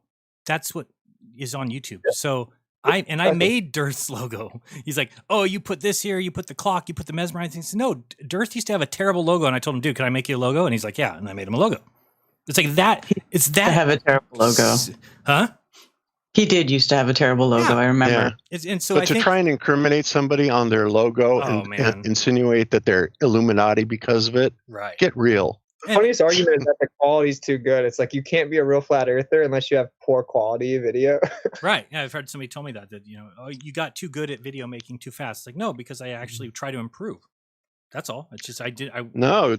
What was that software you used originally, Jeran? I mean, Pinnacle. It's horrendous.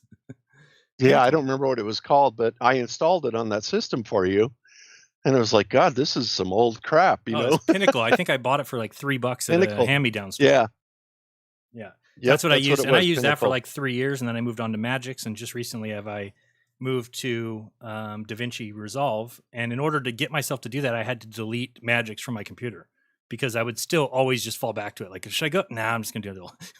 I'm gonna do the old one. Learn the new one. Yeah, I had to learn the new one by just deleting. You come to understand why some actors say, I refuse to watch my own movies. Is because you look back and, oh my goodness, how terrible I was back in the day. But it's kind of fun to see how much we've improved as time has gone on. Oh, my videos were horrendous, the first ones that came out. So bad. Mine still are, bro. Well, I remember you did so many of them at first, Jeran, from your phone.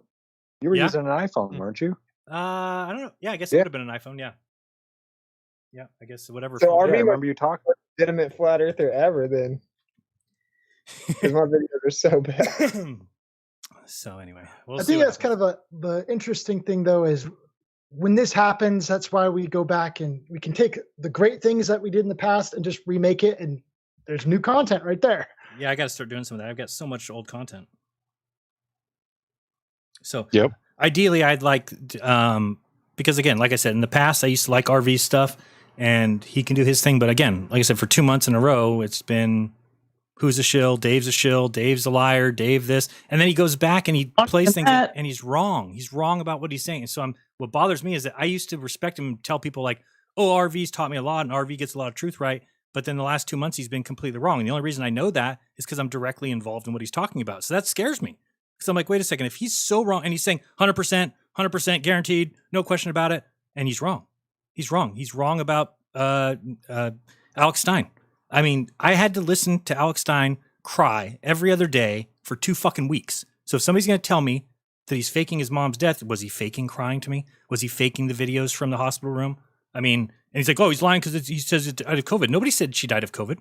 We all know exactly how she died. She died from remdesivir poisoning, the same as Rob Skiba.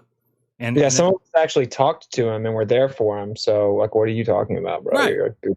And so, and then he says, oh, well, you could never get on these parent, or what are they called? The council, city council meetings. You could never get up there and them not take you down for saying that. And that's a complete and total lie. That they won't pull you down for saying that. It's the public's right to speak. So they can't come and take you down. So anybody can do it. And if people are too much of a pussy, because guess what? I am. You won't catch me going up to my city council and dancing a fool like Alex Stein, but Alex is willing to do that. And if me and Dave Weiss talk about it all the time. It's like, man, how does he do that? I'm brave to do a lot of things. That right there scares me a little. He made a hell of an impact too. And the story that how it went is I remember Alex telling Dave Weiss and I, he was going to go there and he was going to speak about his mom, and he was going to let them know that they were like, okay, well, he did that, and guess what? Nobody cared. It didn't go viral. Here's him speaking to his, here at Baylor Hospital. This is what they did. Nobody cared. So then he told us, I'm just going to go act a fool. I'm going to make sure that they notice me. I'm going to make sure. And guess what? As he started doing that, he started to get noticed, and he started to show up on Mark Dice's channel, and he started to show up on that Conservative Cops channel, and he showed up on all these different channels that were starting to highlight him. And then before you know it, I think he's got more subs than me now. I might have like 100 and something thousand. And he's been approached by Glenn Beck, and he's been approached by Alex Jones. He hosted Alex Jones's show. And so it's just funny because, of course, everybody thinks Alex Jones is controlled opposition, or that he's some sort of shill. And again, I'm in the same kind of camp. I kind of have my doubts about Alex Jones, but I also recognize that Alex just happened to be making such a noise that people reached out to him and had him on. That's just natural. And they're going to jump on. Well, so let's face it, outrageous sells, right? And Alex is nothing if he isn't outrageous. Absolutely. And you know what? And that's why RV's thing is, well, he told Dave Rubini that he was going to be famous. Guess what? He told me that too, and he told Dave Weiss that too. So he wasn't saying it as if he was like, he was telling us, because that's really what you say you can manifest. And that's what the guy did. He wanted so much to be in the limelight that he kept trying different things until he was in the limelight. And that should be a sign for people. If you want something, go get it. If you want to be the best at something, go do it. You can't just sit at home Doesn't mean he's a shill, though. No, it doesn't. And again, and people are like, oh, but he didn't talk about flat Earth on Tucker Carlson. Go listen to Tucker Carlson and listen to what he said on that show. And again, does it you have to say flat Earth every time? No, I don't think you do. Personally, I think that what he did is fine. If he gets a show and does a show for a couple months and doesn't mention flat Earth, I'm not going to trip out. If he does it for 3 years and doesn't, then I'm going to say something. But let's wait. Let's give people time here. Yep. Well said. All right, let's head out. Say your final goodbyes. Let's start with Iru. Well, thank you, man. Thank you for starting with me, because nobody said nothing about me being the shield, and that's sad, man. Yeah, that's not true. Nobody. That's not true. Take me into account, man. No, but they were not talking more seriously. Thank you for having me in the show. Nice show, nice debate, nice topics. Of course, the UFO agenda is right around the corner, right? Because we are here, for example, in the Spanish community, all that news about the Pentagon release this document, it's crazy. There are like 2 weeks talking about that in every major media, TV, online stuff, whatever. They are always at least 3-4 hours a day. They are talking about UFOs and we are not alone and things like that. So there is a clear agenda. Of course, NASA Blue Beam Project explained very well what that is going to be. But remember that the final goal of that agenda is not just bring a new world order, it's bring a new Messiah, like they did maybe a few thousand or maybe 100 years ago, depends of what you believe in terms of our history. Then I am... Hiro, can I ask you a question real quick? Because I heard this the other day. I thought it was kind of interesting.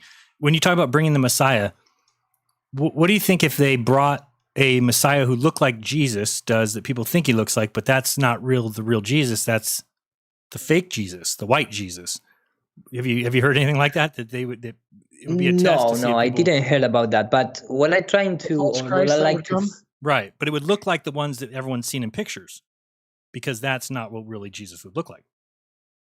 No, of course, but I don't think it's gonna be really clever if they did that, because our time, when you take just a computer mouse, and you look the shapes and you look the materials and you look the technology behind just a simple mouse, it's way off of that Jesus or that people as bringing with a cloth around the neck and the chest and the other part of the body is naked, that Roman style. We are not. The young generation is not going to believe or have respect to a guy walking in that concept art, and it's not compatible.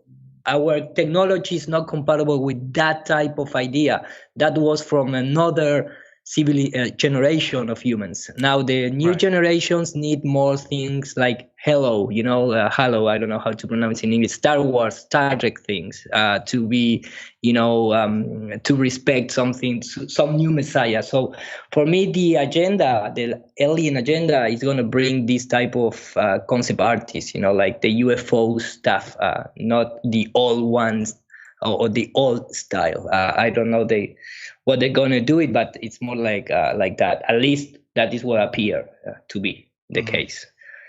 And nothing. Thanks everybody. In 3 days we're gonna start the new Flat Earth conference here in Argentina. 600 people, which is very, very nice to be with so many humans, real humans in contact, in touch.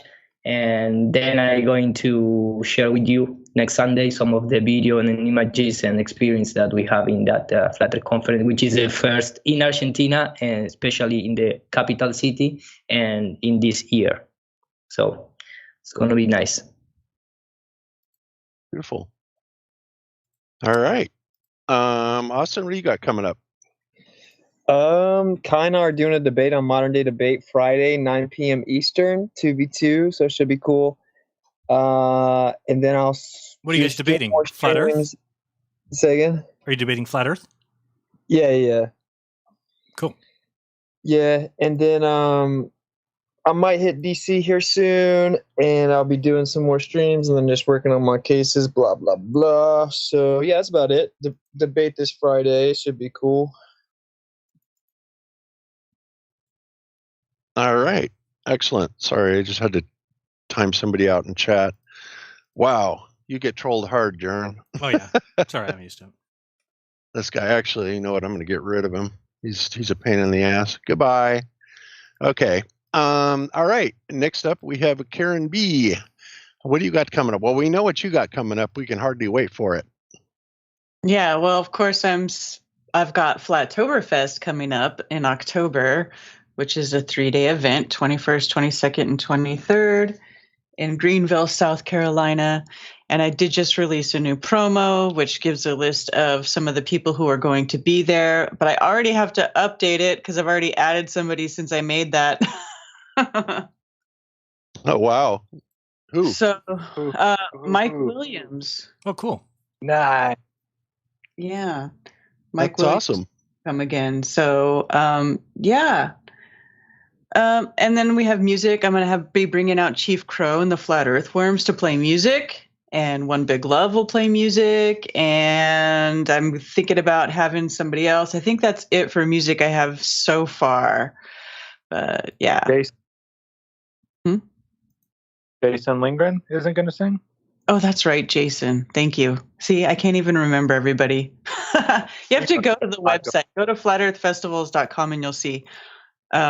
Oh, and yes, Brian, of course, there's a meetup. Brian and I are having a meetup in Charlotte, North Carolina, June 11th, in the NODA district of Charlotte at a place called Room and Board. So if you are in the area, you should come hang out. Awesome. Cool. Okay. And Zach, what do you got coming up, sir? Just the usual. Be on Ironworks Tuesday and Friday morning, 5 a.m. Eastern, 2 a.m. Western. And then just Wednesday, I'm not sure if we'll be doing the GLOBEBUSTers. Hopefully the internet will be back up. It better be. It better be back up, man. This is a pain in the ass, man. When you lose your internet, it's like you're jonesing. It's like, even, we have the 5G, rigged up, and it's pretty quick, the 5G, but it's not our main internet, so it sucks. Okay. Yeah, just you. All right. Sounds good. And as far as me, I am just getting ready to start a Kickstarter or some sort of financing campaign for Sean Hibbler's computer. We had a gentleman that was nice enough to send us a killer video card. I mean, a really high-end card. And so I have gone ahead and pieced together the rest of the system for that. and I'm going to put that together and hope we can get that financed ASAP to get him up and going on making some of these movies for us. So I've got that coming up. And then next week, I think one of our guests that we're going to have is Mike Wilkerson, who you may know him as the bartender in the Flat Earth Man videos, the guy that punches Alex in here.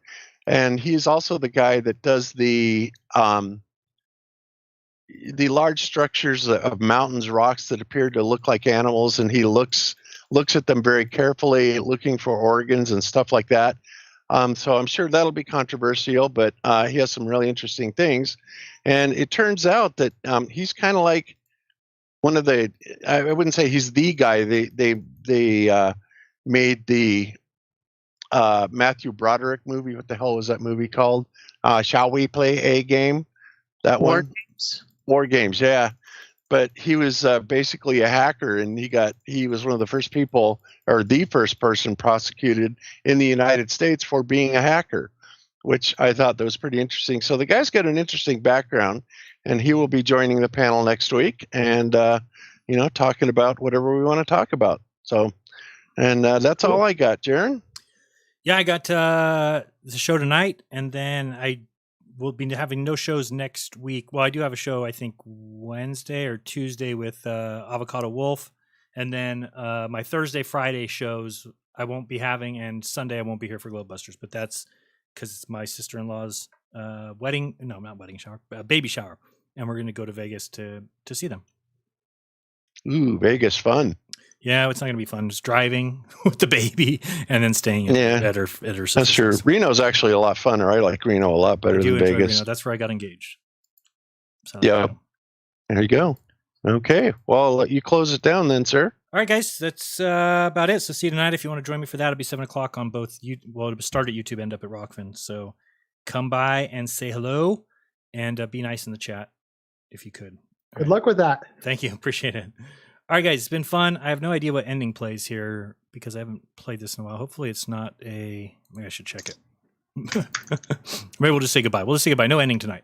All right, guys, it's been fun. We will talk soon. And remember to be kind to each other. Don't lie to each other.